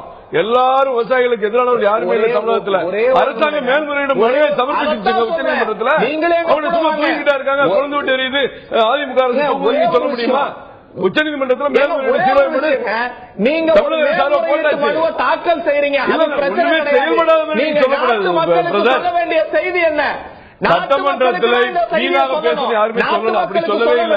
நீங்க வந்து சட்டமன்றத்தில் கூட்டம் பயப்படாங்கன்னு சொன்னேன். இந்த இடத்துல இந்த பிரச்சனையை நான் பதிவு செஞ்சிருக்கேன். 22ஆம் தேதி ஆர்ப்பாட்டத்துக்கு உங்களுக்கு தெரியுமா தெரியாதோ? சமத்துவ மக்கள் கட்சியும் 22ஆவது பிரச்சனை. ஒரு நிமிஷம், நான் வந்து இந்த விவாதத்தை சட்டசபையை விடுகிற அளவுல நான் நிறுத்த விரும்புறேன். நம்ம வந்து பல பிரச்சனைகளை வந்து தாண்டி போயிட்டே இருக்க முடியும். ஒவ்வொரு பிரச்சனைக்கும் ஒரு ஆழமான பிரச்சனை இருக்கு. நான் வரேன், நான் வந்து சட்டசபைக்குள்ளே நான் கொண்டு விரும்புறேன். இன்னைக்கு வந்து திமுக கலந்து கொள்ளுமா, திமுகவுடைய தலைவர் கலந்து கொள்வாரா என்ற கேள்வி 3.5 ஆண்டு காலமா தொடர்ந்து எழுந்ததோடைய விளைவாக இன்று திமுக தரப்புல ஒரு கடிதம், ஒரு கோரிக்கை மனு வைக்கப்படுகிறது. அவையில வந்து 170வது எண் கொண்ட இருக்கை எங்களுக்கு கொடுங்கன்னு சொல்லி, இந்த 170வது எண் கொண்ட இருக்கையை கொடுங்க நீங்க கோரிக்கை வைக்கிறதுக்கு 3.5 ஆண்டுகள் ஆனதா? ஏன் நீங்க முதல்ல ஏதோ கோரிக்கை வச்சுட்டு அன்னைக்கே நீங்க வந்திருந்தா இப்படி உங்க கோரிக்கைக்கு திமுக தலைவருக்கு நியாயம் கிடைத்தா இல்லை என்ற கேள்வி நீங்க 3 ஆண்டுகள் முன்னால் எழுப்ப முடியும் இல்லையா? நான் இன்னொரு சொல்லி கேள்விக்கிறேன். ரொம்ப நல்ல செய்தி. 3 ஆண்டுகள் அல்ல, இந்த ஆட்சியினுடைய தொடக்கத்திலேயே இப்படிப்பட்ட பிரச்சனைகள் வந்துச்சு. அந்த பிரச்சனைகள் வந்த போதெல்லாம், அதாவது நீங்க ஒரு தனிப்பட்ட நபருக்கு உடல்நலம் முடியவில்லை என்பது அல்ல. அவர் ஒரு 5 ஆண்டு காலம் 5 முறை ஆட்சியில் இருந்த ஒரு முதலமைச்சர், ஒரு இன்றைக்கு இந்த நாட்டினுடைய மிக மூத்த சட்டமன்ற உறுப்பினர், அவர்தான் இந்த அவையினுடைய மிக மூத்த தலைவர். அவருக்குள்ள மரியாதையை இந்த அரசு எப்படி செலுத்துகிறது என்பதற்கான அடையாளம் தான் இது. ஒரு அரசு பார்த்தால் தெரியாதா? அவருடைய நிலைப்பாட்டை எல்லா இடங்களிலும் பார்க்கிறார்கள். அமைச்சர்கள் பேசுகிற வண்டி வண்டியாக பேசுகிற அந்த கொச்சைப்படுத்தக்கூடிய வார்த்தைகளில் பேசுகிற போது இப்படி ஒரு மூத்த தலைவரை நாம் கொச்சைப்படுத்துகிறோம். இவர் நம்முடைய தலைவருக்கும் தலைவராக இருந்தது தெரியாதா? அப்படிப்பட்ட தலைவரை உள்ளே அனுமதிப்பது, இந்த கோரிக்கை வைப்பதில் என்ன தவறு? இது அரசு செய்திருந்தால் அது பெருந்தன்மையோடு இந்த பிரச்சனை இப்போது புதிதாக எழுந்திருப்பதாக நான் நினைக்கவில்லை. திராவிட முன்னேற்ற கழக தலைவர் சட்டசபைக்கு வர வேண்டும் என்று கேட்பதோ அல்லது அவர் வருவதற்கு அங்கே வாய்ப்பில்லை என்று இவர்கள் தரப்பிலே பதில் சொல்லி இப்போது கடிதம் தர முற்படுவதோ இது காலம் கடந்த ஒரு பிரச்சனை. இரண்டாவது, புரித விஷயம் அல்ல. இந்த அளவுக்கு கொஞ்சம் உடல்நிலை அவருக்கு நலிவடைவதற்கு முன்பாகவே கடந்த அண்ணா திராவிட முன்னேற்ற கழக ஆட்சியின் போது, நான் சொல்லுவது சுமார் 12 ஆண்டுகளுக்கு முன்பாகவே 2001 முதல் 2006 வரை அதிமுக ஆட்சி இருந்தபோது இதே சட்டப்பேரவையிலே இது பற்றி விவாதம் நடைபெற்று அப்போதைய பேரவைத் தலைவராக இருந்த திரு காளிமுத்து அவர்கள் திராவிட முன்னேற்ற கழக தலைவர் அவைக்கு வருவதற்கு முடிவெடுப்பாரேயானால் இந்த அவையிலே அவருக்கு உரிய ஏற்பாட்டை செய்து தரவும், அவர் பாதுகாப்பாக அமரவும் உரையாற்றவும் நான் ஏற்பாடு செய்து தருகிறேன் என்று அவர் சொல்லி அது அவை குறிப்பிட்டிலே பதிவாகி இருக்கிறது என்பதை நான் பிரசன்னா அவர்களுக்கு நினைவூட்ட விரும்புகிறேன். ஓகே, அது ஒரு விஷயம். அது மட்டும் இல்ல, திமுக தலைவர் மட்டும் இல்ல, முதலமைச்சராக இருக்கிறவங்க எதிர்கட்சிக்கு போனாங்கன்னா அவங்க அவைக்கு வராது இல்ல அப்படிங்கிற ஒரு மரபாக வச்சிருக்காங்க. நம்ம பதிவு பண்ணி ஆகணும். அதிமுக பொதுச்செயலாளர் ஜெயலலிதாவோ அல்லது திமுக தலைவர் கருணாநிதியோ அவர்கள் பெரும்பாலும் சட்டசபைக்கு வருவதில்லை எதிர்கட்சி வரிசையில் இருந்தா அப்படிங்கிறத நம்ம மறுத்த முடியாது. பொதுச்செயலாளர் அவர்களாவது ஒரு 2 முறை விவாதங்களிலே பங்கேற்று இருக்கிறார். அது வந்து எல்லாருமே வெளியேற்றப்பட்ட போது தனியா வந்து பேசினாங்க. அது வந்து ஒரு சந்தர்ப்பம் 2 சந்தர்ப்பம் எல்லாருமே வரக்கூடியதா இருக்கு. இன்னைக்கு போனா அவை குறிப்பு கணக்குல வந்து பார்த்தா திமுக தலைவர் வந்து கையெழுத்து போட்டு போதான் செய்யறாரு. அதே மாதிரி தான் அதிமுக செஞ்சுட்டு இருந்தாங்க. விவாதங்களில் பங்கேற்க வாய்ப்பு வேண்டும் என்று சொன்னதனால அதாவது தலைவர் கலைஞர் மிக தெளிவான அறிக்கை கொடுத்திருக்கிறார். என்னுடைய நண்பர் எம்ஜிஆர் காலத்திலிருந்து கண்ணியமான அரசியல் நான் அந்த விமர்சனங்களில் கலந்து கொண்டேன், பேசினேன் என்று. அதற்கு பிறகு வந்த ஆட்சியினுடைய நிலைப்பாடுகள் எல்லாம் மக்களுக்கு தெரியும். இதுல ஒரே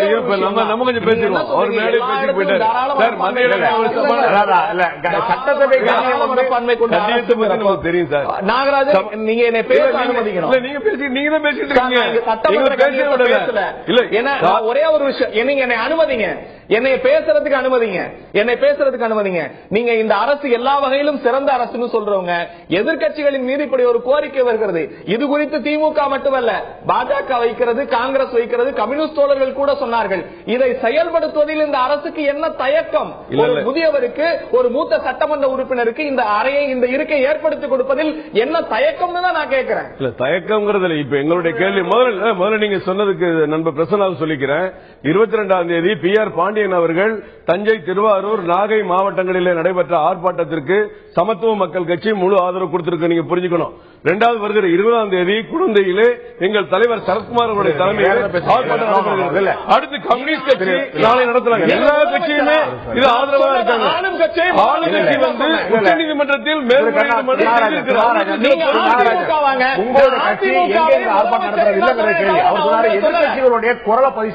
எதிர்கட்சிகள் எல்லாம் தனியா ஒண்ணு இல்லை, எல்லாமே ஆளுங்கட்சி தன்னுடைய கருத்தை உச்சநீதிமன்றத்தில் பொறுப்பான முறையில் உங்களுடைய சுருக்கமான இறுதியான கருத்து நேரம் முடிக்க வேண்டியது. இந்த சட்டசபை கூட்டத்துல 3 நாட்கள் கூட்டப்பட்டுருச்சு. இது முடிவாயிருச்சு. இதுல மாற்றம் கிடையாது. இனிமே நாளைக்கு நடக்க போற விஷயத்துல ஆக்கப்பூர்வமா செய்யறதுக்கு எதிர்கட்சி என்ன செய்யணும், ஆளுங்கட்சி என்ன செய்யணும்? தமிழ்நாட்டில் 384 ஊராட்சி ஒன்றியங்கள்ல 96 ஊராட்சி ஒன்றியங்கள்ல தான் கிராமப்புற வேலைவாய்ப்பு திட்டத்தை இன்னைக்கு மத்திய அரசாங்கம் அறிவித்திருக்கு. அத்தனை ஊராட்சியில் நிறுத்தப்பட்டது. ஏற்கனவே ஓஏபி பெற்றிருந்த ஓல்டேஜ் பென்ஷன், விதவைகள் உதவித்தொகை இப்பேற்பட்ட பெற்றிருந்தவர்களுக்கு ஏறக்குறைய 30-40% நிறுத்தப்பட்டிருக்கிறது. அதே போல ரேஷன் அரிசி முழுமையான அளவு இல்ல. எனக்கு என்னடா அதிகாரப்பூர்வமான தபாலே இருக்கு. அரசாங்கம் நிறுத்தப்பட்டிருக்கிற அதிகாரப்பூர்வமான தபால் என்னிடத்தில் இருக்கு. ஆக இப்படி நான் ஏற்கனவே சொல்லிருக்கூடிய விவசாயிகளுடைய பிரச்சனை, பல்வேறுபட்ட பிரச்சனைகளை பேசுவதற்கு இது சம்பந்தமாக மத்திய அரசாங்கத்துக்கு தலையிட வேண்டிய விஷயங்களும் இந்த மரணத்தில் தீர்மானம் நிறைவேற்ற வேண்டும். நான் சொல்லிருக்கூடிய NRGS திட்டத்தில் தருமபுரி மாவட்டத்தில் 2-3 ஒன்றியங்கள் எடுத்தாச்சு. தமிழ்நாட்டிலே மிகவும் பின்தங்கிய மாவட்டம் தருமபுரி மாவட்டம். எழுது படிக்க தெரிஞ்சவர்கள் வெறும் 62% பேர் தான். மிச்சம் 38% பேர் எழுது படிக்க தெரியாது. 38,000 மக்களுக்கு ஒரு மருத்துவர், 17,000 மக்களுக்கு ஒரு மருத்துவர். அதாவது தருமபுரி மட்டும் சொல்றேன், 17,000 மக்களுக்கு ஒரு மருத்துவர். இப்படி 38,000 மக்களுக்கு ஒரு மருத்துவமனையும் 17,000 மக்களுக்கு ஒரு மருத்துவரும். இப்ப ஒட்டுமொத்தமா பார்த்தா என்னுடைய மாவட்டத்தில் 15,20,000 மக்களுக்கு வெறும் 110 மருத்துவரே இருக்கிறார். இப்படி மனித வள குறியீடே ரொம்ப பின்தங்கியப்பட்ட மாவட்டம்.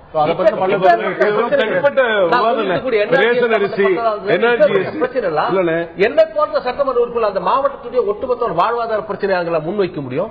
தமிழ்நாடு முழுவதும் பல்வேறுபட்ட பிரச்சனைகளை முன்வைத்து பேசுவதற்கு முடியும். அது மூலம் ஏதாவது ஒரு தீர்வு காண முடியுமா, ஏதாவது விடிவு கால சுருக்கமான கருத்துக்கள் நம்ம பார்த்திருக்கோம். திமுக ஆட்சி, அதிமுக ஆட்சி ரெண்டுலயுமே வெளிநடப்புகள், வெளியேற்றங்கள், குறைவான நாட்கள் சட்டசபை கூடுறது எல்லாமே பார்த்திருக்கோம். ஆனா நிச்சயமா மக்களுக்கு ஒரு வாசகர் வந்து சொல்லியிருந்தாரு, தேர்தலுக்கு பின் ஆளுங்கட்சி மக்களை பற்றி மறந்து விடுகிறது, தேர்தலுக்காக மட்டுமே மக்கள் பிரச்சனைகள் பேசுகிறது எதிர்கட்சி. சோ 2 கட்சியிலுமே இப்படிதான் செய்யறாங்கன்னு சொல்லி மக்களுடைய பார்வையா இருக்குது, ஒரு சாமானியருடைய பார்வையா இருக்குது. இந்த அரசியல் கட்சிகள் மக்கள் மீது அக்கறை கொண்டிருக்கின்றன அப்படிங்கிற காட்டுறதுக்கான ஒரு களம் தான் சட்டசபை. அதை அதிகமான விவாதத்துக்கு இடம் கொடுப்பதற்கு எப்போது வாய்ப்பு கிடைக்கும்? அதிகமான நேரம் பொதுவாகவே இந்த கோரிக்கை வந்து நீண்ட நாட்களாக இருக்கிறது. அது ஒரு நியாயமான கோரிக்கைன்னு கூட நான் நினைக்கிறேன். சட்டமன்றம் கூடுகின்ற நாட்கள் அதிகமாக்க வேண்டும். சட்டமன்றம் கூடுகிற நாட்கள் காலப்போக்கில் சுருங்கிக் கொண்டே வந்திருக்கிறது. நான் திரு எம்ஜிஆர் அவர்களுடைய ஆட்சி காலத்திலிருந்து சட்டசபை கவனித்து வருகிறேன். அதற்கு முன்பு எனக்கு அனுபவம் கிடையாது. திரு எம்ஜிஆர் அவர்களுடைய ஆட்சி காலத்தில் நீண்ட நாட்கள் சட்டசபை கூட்டம் நடந்தது. அதற்கு பிறகு அது குறைய ஆரம்பித்தது. படிப்படியாக அது குறைந்து கொண்டிருக்கிறது. கூடுதலான நாட்கள் நடைபெற வேண்டும் என்பதை நான் ஏற்றுக்கொள்கிறேன். அதே போல நடைபெறுகிற நாட்கள், கூடுகிற நேரத்தை உரிய வகையிலே, பொறுப்புள்ள வகையிலே பயன்படுத்திக் கொள்ள வேண்டிய பொறுப்பும் கடமையும் எதிர்க்கட்சிகளுக்கு இருக்கின்றது என்றே நான் நினைக்கிறேன். அது மாற்று கருத்துல மக்களுடைய பார்வை என்னவா இருக்கிறது? இது போன்ற சட்டசபை கூட்டத்தொடர் வந்து 3 நாட்கள் நடத்தப்படுவது குறைவானதா, போதுவானதா, பொருட்டல்லவா? மக்களுடைய பார்வை என்ன? இப்போது பார்க்கலாம்.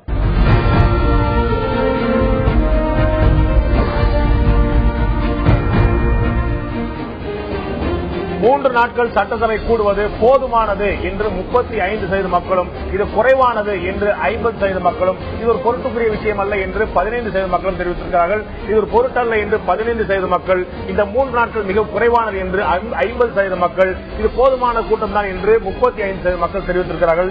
நிச்சயமாக திரு ரமேஷ் சொன்னது போல கூட்டத்தொடரை நீண்ட நாட்கள் அதிகமான நாட்கள் நடத்துவதும் அதை செம்மையாக முழுமையான விவாதத்துக்கு அனுமதிப்பதும் அரசின் கடமை. அது மறுக்க முடியாது. அதே போல கிடைக்கக்கூடிய வாய்ப்பை சரியாக பயன்படுத்திக் கொள்வது எதிர்க்கட்சிகளுடைய கடமை.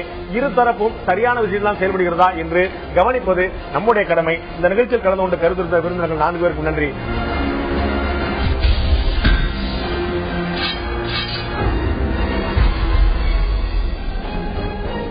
ஆயுத அழுத்தம் நீட்சிக்கு உங்கள் அனைவரும் அன்போடு வரவேற்க நண்பர்களே. சென்னை உயர்நீதிமன்றத்தில் நீதியரசர் கிருபாகரன் அவர்கள் இன்று ஒரு முக்கியமான கேள்வி எழுப்பியிருக்கிறார்.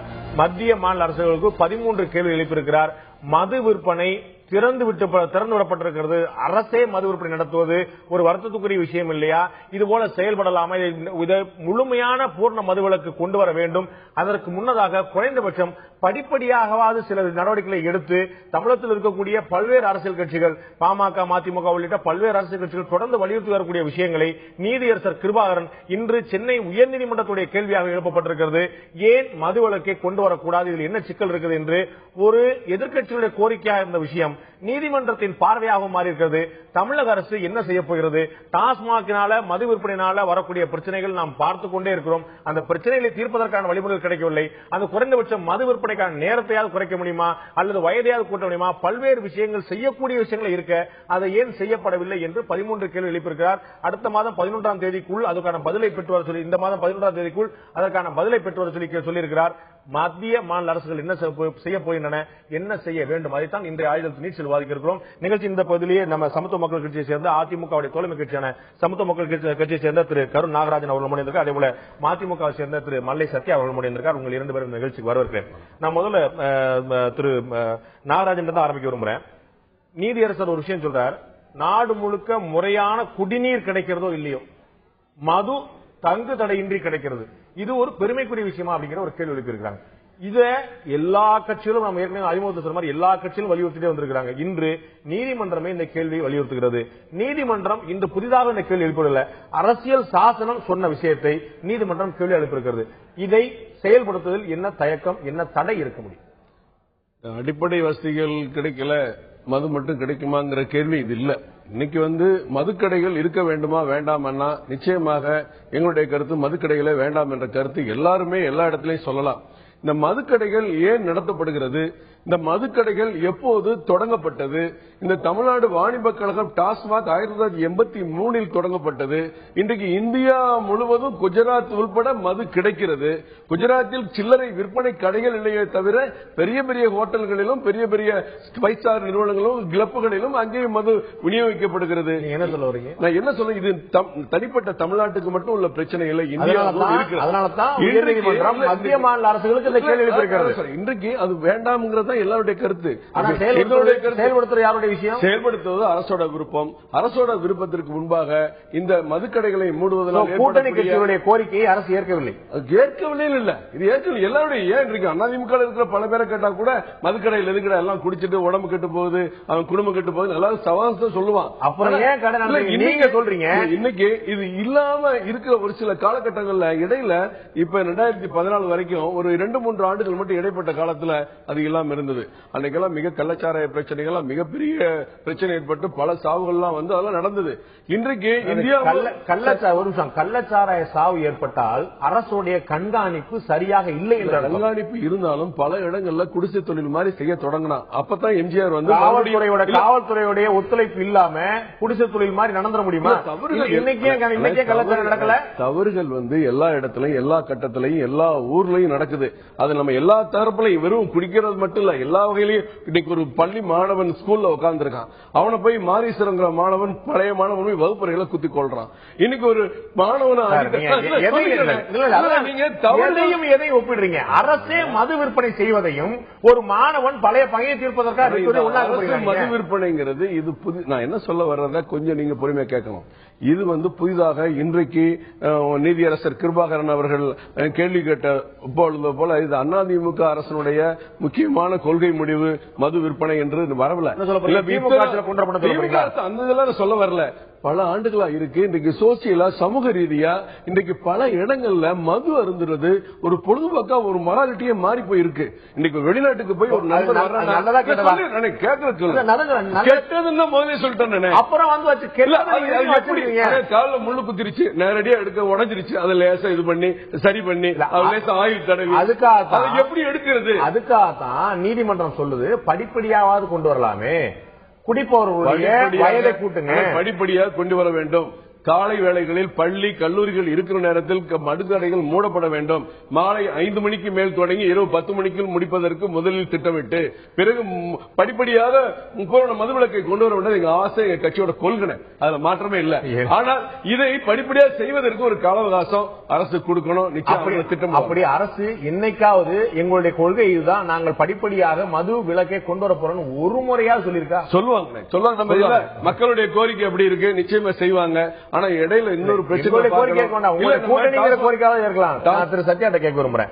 ஒரு அடிப்படையான விஷயம், நீண்ட நெடுங்காலமாக சொல்லிக் கொண்டிருக்கக்கூடிய விஷயம், அக்கம் பக்கத்து மாநிலங்கள்ல பூரா வந்து மது நடந்துட்டு இருக்கும் போது நாம தனியா வந்து மது விலக்குன்னு கொண்டு வர முடியாது, செயல்படுத்தல பல சிக்கல் இருக்குன்னு அதிமுக மட்டுமல்ல திமுக தலைவரும் இதே காரணம் சொன்னார். அப்ப முதலமைச்சராக இருந்த போது மது விற்பனை அமல்படுத்துவதில், மது விலக்கை அமல்படுத்துவதில் என்ன சிரமம் அப்படின்னு அவங்க சொல்றாங்க. அது அந்த சிரமம் உண்மை இல்லை நீங்க நினைக்கிறீங்களா? மது என்கின்ற வார்த்தைக்கு மது மகிழ்ச்சியில் துவங்கி துன்பத்தில் முடிவது. இன்னைக்கு வந்து உலக மாற்றுத்திறனாளிகள் தினம். தலைவர் வைகோவின் சார்பில் மாற்றுத்திறனாளிகளுக்கு வாழ்த்துக்களை தெரிவித்துக் கொள்கிறேன். மாற்றுத்திறனாளிகள் 2 வகைப்பட்டவர்கள். ஒன்று பிறவியிலேயே ஊனமாகப்பட்டவர்கள், மற்றொன்று மதுவின் காரணமாக விபத்தால் அவயங்களை உடல் பாகங்கள் இழந்தவர்கள். இன்றைக்கு சமூகத்திற்கு பாரமாக, குடும்பத்திற்கு பாரமாக மாறிக்கின்றவர்கள். எனவேதான் இதை கண்டித்து பலகட்ட போராட்டங்கள் நடத்திய மறுமொழி திமுக. கடந்த விவாதத்திலும் கூட நீங்கள் கூட கேட்டீங்க, ஏன் உங்க போராட்டத்தை தள்ளி வச்சிருக்கீங்க அப்படின்னு. நாளைய தினம் தமிழ்நாடு முழுவதும் மாவட்ட தலைநகரங்களில் முழு மது ஒழிப்பு கோரி கண்டன ஆர்ப்பாட்டம் நடைகிறது. தலைவர் வைகோவுடைய தலைமையில் சென்னையில் மாவட்ட அதாவது உங்களுடைய கட்சியுடைய எல்லா கட்சியும் செய்யுது, நீங்க மட்டும் எல்லா கட்சியும் அவர் சொல்ல சமத்துவ மக்கள் கட்சியோட கொள்கையும் கூட அதான் அவர் சொல்ற. நான் கேட்கிறேன், இதை செயல்படுத்துவதில், மது விலக்கை அமல்படுத்துவதில் பல்வேறு சிக்கல் இருக்கின்றன சொல்லிட்டு 2 ஆட்சியுமே சொல்லப்பட்டிருக்கு. அந்த சிக்கல்கள் இல்ல நீங்க நினைக்கிறீங்களா? எந்த வகையில அந்த சிக்கல் இல்லைன்னு சொல்றீங்க? சிக்கல் என்பதுவே இல்ல. ஒரே ஒரு ஆணையின் மூலமாக இது முடிவு கொண்டு வர வேண்டியது. இன்னைக்கு தமிழ்நாட்டின் வீதிகளில் மாண்புமிகு நீதிபதி கிருபாகரன் அவர்கள் சொல்லியிருக்கின்ற அந்த வேதனையான குரல் என்பது இந்த சமூகத்துடைய வேதனை. கோடிக்கணக்கான தாய்மார்களுடைய கண்ணீரை தான் அவர் இன்றைக்கு வெளிப்படுத்தியிருக்கிறார். ஒரு செய்தி, இன்றைக்கு தமிழ்நாட்டில் இருக்கின்ற தாய்மார்கள் 2க்காக போராடுகின்றார்கள். ஒன்று குடிநீர் கேட்டு குடங்களோடு போராடுகின்றார்கள், மற்றொன்று மதுக்கடைகள் மூடுங்கள் என்று இன்னைக்கு வீதிக்கு வந்து போராடி கொண்டிருக்கின்றார்கள். எனவே ஒரு அரசாங்கம் பக்கத்தில் எல்லாம் மதுபானங்கள் விற்றுக் கொண்டிருக்கின்றார்கள், நானும் விற்கிறேன் என்று சொல்வது ஏற்றுக்கொள்ள முடியாது. மும்பையில் நடக்கின்ற சமூக விரோத செயல்களை இங்கே செய்யலாமா? அங்க அவங்க அரசு ரீதியாக அனுமதித்திருக்காங்க. அதுபோன்ற செயல்களுக்கு செய்யலாமா? எனவே இதெல்லாம் ஏற்றுக்கொள்ள முடியாத ஒன்று. அரசு நினைத்தால் இதை உடனடியாக செய்து முடிக்கலாம். உங்களுக்கு தெரியும், ஒரு சிங்கிள் ஆர்டர்ல போடக்கூடிய விஷயம் இல்ல அப்படின்னு உங்களுக்கு தெரியும். தெரிஞ்சிருக்கும் நிச்சயமாக. ஏன் சிங்கிள் ஆர்டர்ல போடுறதுக்கான உரிமை, அதிகாரம் அரசிடம் இருக்கிறது. ஆனால் இன்று கிட்டத்தட்ட ஒரு 10-11 வருஷமா இது அரசை ஏற்று நடத்தக்கூடிய விஷயமா இருக்கு. அதுக்கு முன்னாடி கூட மது விற்பனை இருந்துகிட்டு இருந்தது. அரசு விற்பனை தான் இப்ப துவங்கி இருக்குது. இதனால மது குடிப்போட எண்ணிக்கை அதிகமாக இருக்கக்கூடிய சூழ்நிலை ஒரே நாள்ல அவர்களால் மது குடிப்பதை நிறுத்தக்கூட முடியாது. அது இன்னமும் கூட வேறு விதமான விளைவுகளை ஏற்படுத்த முடியும். அப்ப பரவாயில்ல, நீங்க தாய்மார்கள் விதவையாகிறார்கள், அதை தவிர்ப்பதற்காக நம்ம வந்து மது விலக்கை கொண்டு வர சொல்றீங்க. இதனால கூட அந்த அபாயம் உண்டு. விஷச்சாராயம் குடிச்சு செத்து கொண்டிருக்காங்க அப்படின்னு. விஷம் குடிச்சவன் அன்னைக்கே செத்து போயிடறான். ஆனால் இந்த மது குடிச்சுட்டு நாள்தோறும் நொடி நொடியா செத்துக் கொண்டிருக்கின்றார்கள் என்பது வேதனைக்குரிய ஒன்று. அவர் சொன்னா பாரு, இது மிகப்பெரிய பொருளாதார சீர்கேடு வந்துடும் அப்படின்னு சொல்வது வந்து அரசுக்கான வருமானம் இல்ல. மற்றொன்றை நான் பார்க்கிறேன், மது குடிப்பதால் ஏற்படுகின்ற சமூக சீரழிவுகள். அவங்க மூலமா கற்பழிப்பு, கொலை, கொள்ளையெல்லாம் நடக்கிறது. இது மூலமாக காவல்துறை செயல்படுகிறது, வழக்கறிஞர்கள் செயல்படுகிறார்கள், நீதிமன்றம் செயல்படுகிறது. அவையும் இழந்தவர்கள் மருத்துவமனைக்கும் மருந்துக்கும் ஓடிக்கொண்டிருக்கிறார்கள். இது மூலமாக ஒரு சமூக பொருளாதாரம் செழித்துக் கொண்டிருக்கிறது என்பதை ஒருவேளை அரசு நினைக்கிறது என்று ஐயம் ஏற்படுகிறது. ஆனால் இதில் ஒரு செய்தி, ஒட்டுமொத்தமாக இதை கருத்தில் கொண்டு கோடிக்கணக்கான தாய்மார்களுடைய கண்ணீர், எத்தனை ஆயிரம் விதவைகள் இந்த நாட்டில் இருக்கிறார்கள், எத்தனை ஆயிரம் தாய்மார்கள் தன்னுடைய பிள்ளைகளை இழந்து இன்றைக்கு வாடிக்கொண்டிருக்கின்றார்கள். எனவே ஒரு அரசாங்கம் தன்னுடைய குடிமக்களை காக்க வேண்டிய கடமையில் அக்கறை இருக்குமே, ஆனால் அந்த குடிமக்களுடைய கண்ணீர் காரணமாக இருக்கின்ற இந்த மதுவை ஒழிப்பதுதான் ஒரு அரசுக்கு உண்மையான கடமை என்பதை நான் பதிவு வைக்க விரும்புகிறேன். உங்களுக்கே தெரியும், மதுனால எவ்வளவு கெடுதல் இருக்குதோ அதுக்கு சற்றும் சளைக்காத அளவு கெடுதல் புகையினால இருக்குது. புகைப்பிடிக்க பழகிறதுனால இந்தியாவில் எந்த கட்சியாவது புகைப்பிடிக்க தடை செய்ய சொல்லி கேட்கிறோமா? பாட்டாளி மக்கள் சொல்லியிருக்காங்களே, சட்ட ரீதியா அவங்க பேசியிருக்காங்களே, அவங்க செஞ்சுட்டு இருக்காங்க. அவங்க ஆட்சியில் இருக்கும்போது அந்த மத்திய அமைச்சராக இருந்தவர் பல்வேறு நடவடிக்கை எடுத்தாரு. ஆனா நாம அதை முன்னிறுத்துறது இல்ல. அந்த கட்சி கோரிக்கை வச்சுக்கிட்டு இருக்கு, அதை எந்த கட்சியும் அதை முன்னிறுத்துறது இல்ல. எல்லாருமே அது அமைதியா இருக்காங்க, அதை பற்றி பேசுவதில்லை. இதை விட அதிகமா நேரடியான பாதிப்பை மதுவாது நான் குடிச்சா எனக்கு மட்டும் உடல்நல கேடு, புகை நான் குடிச்சா பக்கத்துல உங்களுக்கும் சேர்ந்து கேடு. ஆனா அப்ப நீங்க முதல்ல புகையை வந்து பார்க்காம ஏன் நீங்க வந்து மதுவை பகையா பாக்குறீங்க? மது குடித்தவர் வந்து அவருக்கு மட்டும் பாதிப்பு இல்ல, ஒட்டுமொத்தமான அந்த குடும்பத்துக்கே அவர் பாரமாக போயிடுறாரு. கொஞ்ச நாள் அவர் உடல் அவயங்கள் கெட்டு போய் அவரால் இயங்க முடியாமல் முடமாகி போகிறார். எனவே உழைத்துக் கொண்டு வந்து வீட்டுக்கு உழைக்க வேண்டியவர் அவரே உலையில் நெருப்பு வைக்கிற மாதிரி தான் நிலைமைக்கு போய் தள்ள. உலையிலேயே அதே நிலைமை தான். இன்னும் சொல்ல போனா அதை விட மோசமான நிலைமைங்கிறது நிச்சயமா. ஆனா சட்டங்கள் கொண்டு வரப்பட்டிருக்கிறது. பொது இடங்களில் சிகரெட் பிடிக்கூடாது, திரையரங்கில் சிகரெட் பிடிக்கூடாது, திரைப்படங்கள் கூட சிகரெட் பிடிக்கூடாது. அதே போல சட்டங்கள் மது பற்றி இருக்குது. மது அருந்தி விட்டு வாகனம் ஓட்டக்கூடாது, மது அருந்தி விட்டு பொது இடங்களில் செயல்படக்கூடாது சட்டம் இருக்கே. பண்றாங்களே இல்ல, சமீபத்தில் கூட ஒரு திரையரங்குக்கு போயிருந்தேன். அந்த திரையரங்கத்துல ஒரு செய்தி எனக்கு அதிர்ச்சி ஆச்சரியமா இருந்தது. அங்க போறவங்களும் ஒவ்வொருவருடைய பரிசோதனை செய்யறாங்க. மது இருந்தா அந்த தியேட்டருக்குள்ள நீங்க உள்ள போக முடியாது அப்படின்னு. இது போன்ற செயல்பாடுகளை ஏன் ஒட்டுமொத்தமாக ஒரு அரசாங்கத்துக்கு உள்ளே செல்கின்ற போது, ஒரு அரசு ஊழியராக பணிக்கு செல்கின்ற போது அல்லது எந்த துறைக்கு பணிக்கு செல்கின்றவர்களாக இருந்தாலும் அங்கே அதற்கான பரிசோதனை செய்து ஒரு வீட்டுக்கு அனுப்பிட வேண்டும். எனவே இது போன்ற சூழல்களின் மூலமாக அரசு பணியிடங்கள்ல யாராவது வர்றாங்களா நீங்களே சொல்லுங்க. அந்த மாதிரி ஒன்னு ரெண்டு விதிவிலக்கு எங்கேயாவது அற்புதமா விதிவிலக்கு இல்ல. இது வந்து விதியவே மாறி இருக்கு. இன்னைக்கு தண்ணி அடிக்கலன்னா இன்னைக்கு தண்ணி அடிக்காதவங்களை எப்படி தெரியுமா கொச்சப்படுத்துறாங்க? நீங்க செய்திகள்லாம் பாத்தீங்கன்னா மது அருந்தவர்கள் வந்து பொதுநலவாதிகள், மது அருந்தவர்கள் சுயநலவாதிகள். ஏன்னு கேட்டா மது அருந்தவர்களாக அரசுக்கு வருமானம், மது அருந்த மருந்து அது மது அருந்தவர்கள் அவர் ஒரு சுயநலவாதி, அரசுக்கு நகைச்சுவை அப்படி சொல்றாங்க. நகைச்சுவை இல்ல, அப்படிதான் அரசாங்கம். இப்ப நான் என்ன சொல்றேன்னா, இதுல வந்து கொஞ்சம் பொதுவா பேச வேண்டிய விஷயம், ஆளுங்கட்சியா அரசுக்கு எதிர்ப்போ ஆதரவோ பேச வேண்டிய விஷயம் இல்லைன்னு. இன்னைக்கு மது அருந்துவது தவறு, உடல்நல கேடுங்கிறது உலகத்துல எல்லாருக்குமே தெரியும்.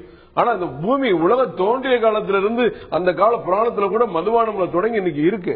இன்னைக்கு இருக்கிற நிலைமையில நம்ம எல்லாத்துலயும் ஒரு ஆங்கில முகத்தை வளர்த்துக்கிட்டு இந்த IMF பொண்டது எல்லாம் நம்ம தலையில கொட்டி பிஸ்கி பிராந்தி வைன் பீர்னு சீசனுக்கு ஏற்ற மாதிரி குடிச்சிட்டு இருக்கான், முத்த போராட்டம் நடத்திட்டு இருக்கான். பாலியல் தொழில் உலகத்தின் மிக மூத்த தொழில் என்று சொல்வார்கள். அதை நம்ம செஞ்சிடலாமா? நம்ம கல்ச்சர் மது அருந்துவது கல்ச்சரா? அதான் சொல்றேன். அது வேற புராணத்தில் இது கிடையாது, இது இருக்கு. எது கிடையாது? மதுபானம்ங்கிறது மது வந்தவருக்கு களைப்பு தீர்வதற்கு நீங்க முதல்ல புரிஞ்சுக்கணும். இல்ல நீங்க வைக்கக்கூடிய உதாரணம் தவறா இருக்குது. அன்னைக்கு இருந்ததுங்கிறக்க இன்னைக்கு முடியாது. ஒரு லிமிட் எல்லாம் தாண்டி தன்னுடைய சுயநலமை இழந்து அவன் வருவாய் இழந்து தொழிலை இழந்து சில பேர் அதுல போயிடுறான். ஆனா இன்னைக்கு நிறைய பாருங்க, உயர்நீதிமன்றம் ஏன் இந்த கவலை தெரிவிக்குதுன்னு, அக்சசிபிலிட்டி காலையில 10 மணில இருந்து ராத்திரி 10 மணி வரைக்கும் கடை வச்சிருக்கீங்க. ஒவ்வொரு தெருவுலையும் ஒரு கடை இருக்கு. கிட்டத்தட்ட 7000 கடை இருக்குது. 6491 கடை. அதான் 6491 கடை இருக்கு. உண்மை. இந்த கடைகளை வந்து எடுக்க வேண்டும், நேரத்தை குறைக்க வேண்டும் நீதிபதி சொன்ன கருத்தை நான் ஆமதிக்கலாம் அப்ப சொல்லிட்டேன். எல்லாத்தையும் ஆமா சொல்லிட்டு எல்லாத்தையும் ஆமாமா இல்லன்னு தந்தி டிவியில சொல்றதுக்கு சொல்ல வேண்டிய கருத்து வெறும் டாஸ்மாக் கடையை மட்டும் இல்ல. இன்னைக்கு சென்னையில எத்தனை பார் இருக்கு, எத்தனை ஹோட்டல்ல பார் இருக்கு, எத்தனை இடத்துல கிளப்ங்கிற முறையில தண்ணி மூடுறதுக்கு மட்டுமே கிளப் வச்சு நடத்திட்டு இருக்கான். இன்னைக்கு ஃபாரின்ல இருந்து எவ்வளவு சரக்கு பிளைட்ல ஒவ்வொரு பிளைட்ல எத்தனை பாட்டில் உள்ள வந்துட்டு இருக்கு. சோசியல் ரீதியா கிளப்ல குடிக்கிறவன், பெரிய இடத்துல குடிக்கிறவன், அவன் வந்து நோய் ஏதாவது வந்துச்சுன்னா அவனுக்கு வந்து மருத்துவமா பாக்குற கூட அவனுக்கு வசதி வாய்ப்பு உண்டு. அவன் எக்கன கிட்ட போறான், அவன் காசு இருக்கு. இந்த மது மூலமாக சாமானியர்கள், ஏழைகள், கூலி தொழிலாளிகள் அவர்களுக்கு வந்து உடம்புக்கு ஒரு கேடு வந்துச்சுன்னா இன்னொரு குவார்டர் அடிச்சுட்டு மல்லாது படுக்கிறது விஷயம் இருக்கு. அதை யோசிக்கிறீங்க. நீங்க முதல்ல கேட்ட கேள்விக்கு தான் பதில். உடனடியாக அதை நிறுத்த முடியாது, படிப்படியா குறைப்பதற்கு வாய்ப்பு இருக்கிறது. அது அரசு கோரிக்கை 3.5 ஆண்டுகள் நம்ம செய்யணும். ஒவ்வொரு வீட்டையும் குடிக்காதீங்கடா, குடிச்சா அதெல்லாம் கெட்டு போகிற விழிப்புணர்ச்சியை நம்ம கொண்டு வரணும். குடிக்கிறவங்க இதை தொட்டா விஷம், இதை தொட்டா தீங்கு அப்படின்னு குடிக்கிற ஒவ்வொருத்தரும் நினைக்க வைக்கணும். அதுக்கு வேண்டிய பிரச்சாரங்கள் பண்ணணும். சினிமா தியேட்டர்ல ஒருத்தர் அஜித் ட்ரிங்க்ஸ் சாப்பிடுவாரு, விஜய் சாப்பிடுவாரு, தம் அடிப்பாங்க. ஆனா அதுல மட்டும் கீழே மட்டும் போட்டுக்குருவோம், இது வந்து குடித்தால் கெடுதல், இதை வந்து தொட்டால் கெடுதல். அந்த ஒரு வரி போட்டாப்ப சரியா போச்சா? அது மத்திய அரசு தடை பண்ணும்போது மொத்தமா தடை பண்ணிருக்கலாமே. நான் கேக்குறேன், எந்த காட்சி எடுத்தாலும் அதெல்லாம் வந்துட்டு இருக்கு. நான் கேக்குறேன், தமிழ்நாட்டுல முக்குக்கு முக்கு கடை வச்சுக்கிட்டு மது குடிப்பது உடல் நலத்துக்கு கேடு போட்டு தமிழ்நாடு அரசு செய்யும். டாஸ்மாகும் போட்டு போர்டு அடிக்கும் தமிழ்நாடு அரசு. கீழே வந்து பொடி எழுத்துல மது விற்பனை உடல் நலத்துக்கு கேடு, நாட்டுக்கும் வீட்டுக்கும் கேடு சொல்லி போடுவீங்க. ஒவ்வொரு பாட்டிலையும் போடுறாங்க, கடையிலையும் போடுறாங்க. சொல்ல சோசியலா அது ஒரு ஸ்டைலா கொண்டு வர்றாங்களே, அந்த ஸ்டைல மாத்தணும். இன்னைக்கு ட்ரிங்க்ஸ் சாப்பிட்டா உனக்கு பலம் வராதுடா, சிகரெட் குடிச்சாதான் பலம் வராது. தடை பண்ணிட்டா சினிமாலே வர போறல எல்லா துறையிலையும் சொல்றேன். யாருங்க ஆரம்பிப்பா? இன்னைக்கு ஒரு Lions club Lions club road club விட்டுருங்க. அவங்களுக்கு வந்து தெம்பு இருக்குது, பணம் இருக்குது, அவங்க செய்வாங்க. அவங்களுக்கு மருத்துவமனை. ஒரு செய்தி என்னன்னா, மேலை நாட்டு மதுபானத்திற்கும் தமிழ்நாட்டில் தயாரிக்கப்படுகின்ற மேல்நாட்டு மதுவுக்கும் நிறைய வித்தியாசங்கள் இருக்கு. மேல்நாட்டில் உயர்தரமானது, அது ஆபத்து இல்ல. இது நிறைய தரத்தை அப்புறம் விடுங்க. நான் கேட்கறது, குடிக்கிறது யாரு? மேல்நாட்டு மதுவை வந்து இம்போர்ட் பண்ணி இறக்குமதி பண்ணி குடிக்கிறவங்களுடைய பண நிலைமை வேற, நம்ம ஏழைகளுடைய நிலைமை வேற. அவனுக்கு வாங்குறதுக்கு 65-70 இருக்கும். அவனுக்கு ஏதாவது நோய் நொடி வந்துச்சுன்னா இன்னொரு கோட்டை அடிச்சு படுப்பானே தவிர ஆஸ்பத்திரிக்கு போறதுக்கோ சிகிச்சை அளிக்கிறக்கோ அவனுக்கு சிகிச்சை பெறக்கும் நேரம் இல்லை. அதுக்கான காசு 10 பைசா கிடையாது. அதையும் எப்படி ஒப்பிட முடியும்? நம்ம ஒப்பிட முடியாதுன்னு.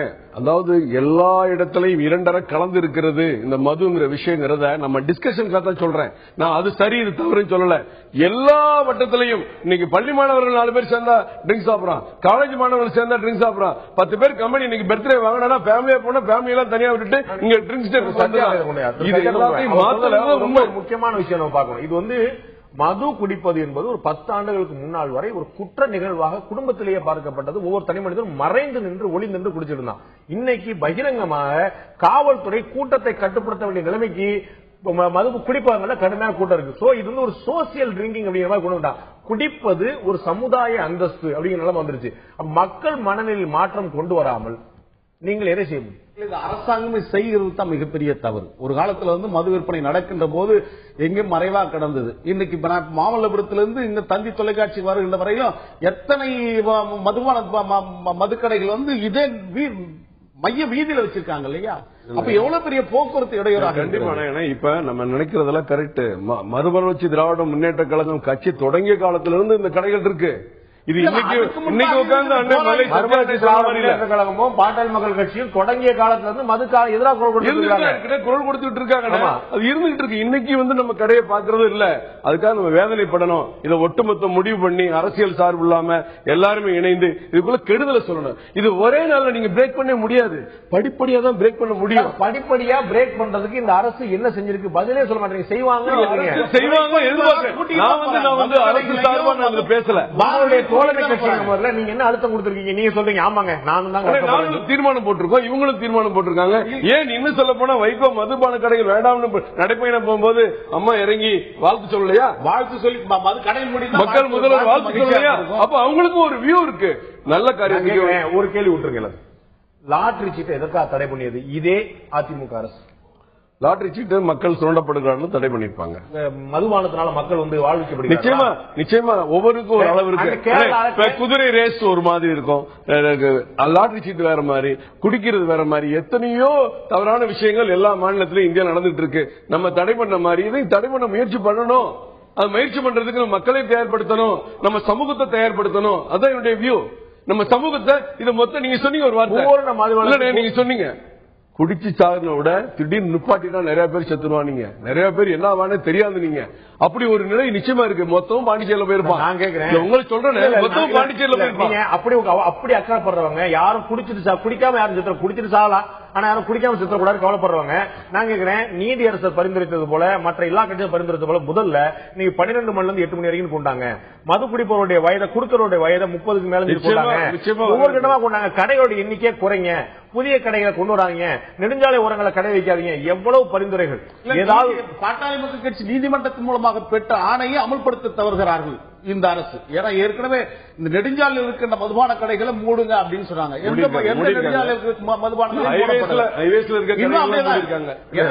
கடைகள் மூடப்படவில்லை, கடைகள் இடமாற்றப்பட்டிருக்கின்றன. இடமாற்றப்படல, வாசல் தான் இடமாற்றம் பண்ணிருக்காங்க. மின் வாசல பின் வாசலா இல்ல பக்கத்து வாசலா வச்சிருக்காங்க, அவ்வளவுதான். இன்னைக்கு இருக்கின்ற மதுவின் தரத்தை பார்க்கின்ற போது சகோதரர் சொன்ன மாதிரி இன்றைக்கு கேளிக்கை விடுதிகளை பத்தி சொல்றாரு. கேளிக்கை விதிகள் நடனம் ஆடுவதற்கு சில விதிகள் வச்சிருப்பாங்க. திரைப்படத்தில் ஏயு முத்திரை போடுற மாதிரி நடனம் ஆடுவதற்கு முத்திரைகள் இருக்கு. ஒரு சாதாரண நடனம் என்றால் ஒரே ஒரு எக்ஸ், மேலாடை இல்லாமல் ஆடுவது என்றால் டபுள் எக்ஸ், ஆடை இல்லாமல் நிர்வாணம் ஆடினா ட்ரிபிள் எக்ஸ். இன்னைக்கு அதுதான் இன்னைக்கு மதுபானத்தில் போட்டுட்டு இருக்காங்க. சிம்பிளா ஒரு கட்டிங் அடிச்சா அவன் சாதாரணமா பேசிட்டு இருப்பான், ரெண்டாவது கட்டிங் அடிச்சானா சட்டெல்லாம் மாறுறான், மூணாவது கட்டிங் அடிச்சானா ஆடை இல்லாமல் பன்றி கூட போய் சாக்கடையில் விழுந்து கிடக்கிறான். இதுதான் நம்முடைய இளைஞருடைய நிலைமை. எனவே இது கவலையோடு பார்க்கிறோம் நாங்கள். இது ஒரு சமூக கடமை, ஒரு அரசு செய்ய வேண்டிய கடமை. உடனடியாக மாண்புரு நீதிபதியுடைய பரிந்துரை ஏற்றுக்கொண்டு இதுதான் சரியான சந்தர்ப்பம் என்று சட்டம் சொல்லி இருக்கிறது. எனவே நாங்கள் ஏற்றுக்கொள்கிறோம் என்று சட்டத்தின் ஆட்சியை நிலைநிறுத்த வேண்டும் என்று என்னுடைய பணிவான வேண்டுகோளாக மாநில அரசு நான் வைக்கிறேன். சுருக்கமாக இறுதியாக உங்கள்கிட்ட நான் கேட்கிறேன், 2011 மது அருந்திவிட்டு சாலை விபத்துல மரணம் அடைவர்களுடைய எண்ணிக்கை இந்தியாவில் 5வது இடத்துல இருந்து தமிழகம். 2013 இதே மது அருந்திவிட்டு சாலை விபத்துல உயிரிழப்பவருடைய எண்ணிக்கையில 3வது இடத்துக்கு முன்னேறி இருக்கிறது. இது ரொம்ப தெளிவா காட்டக்கூடிய விஷயம்.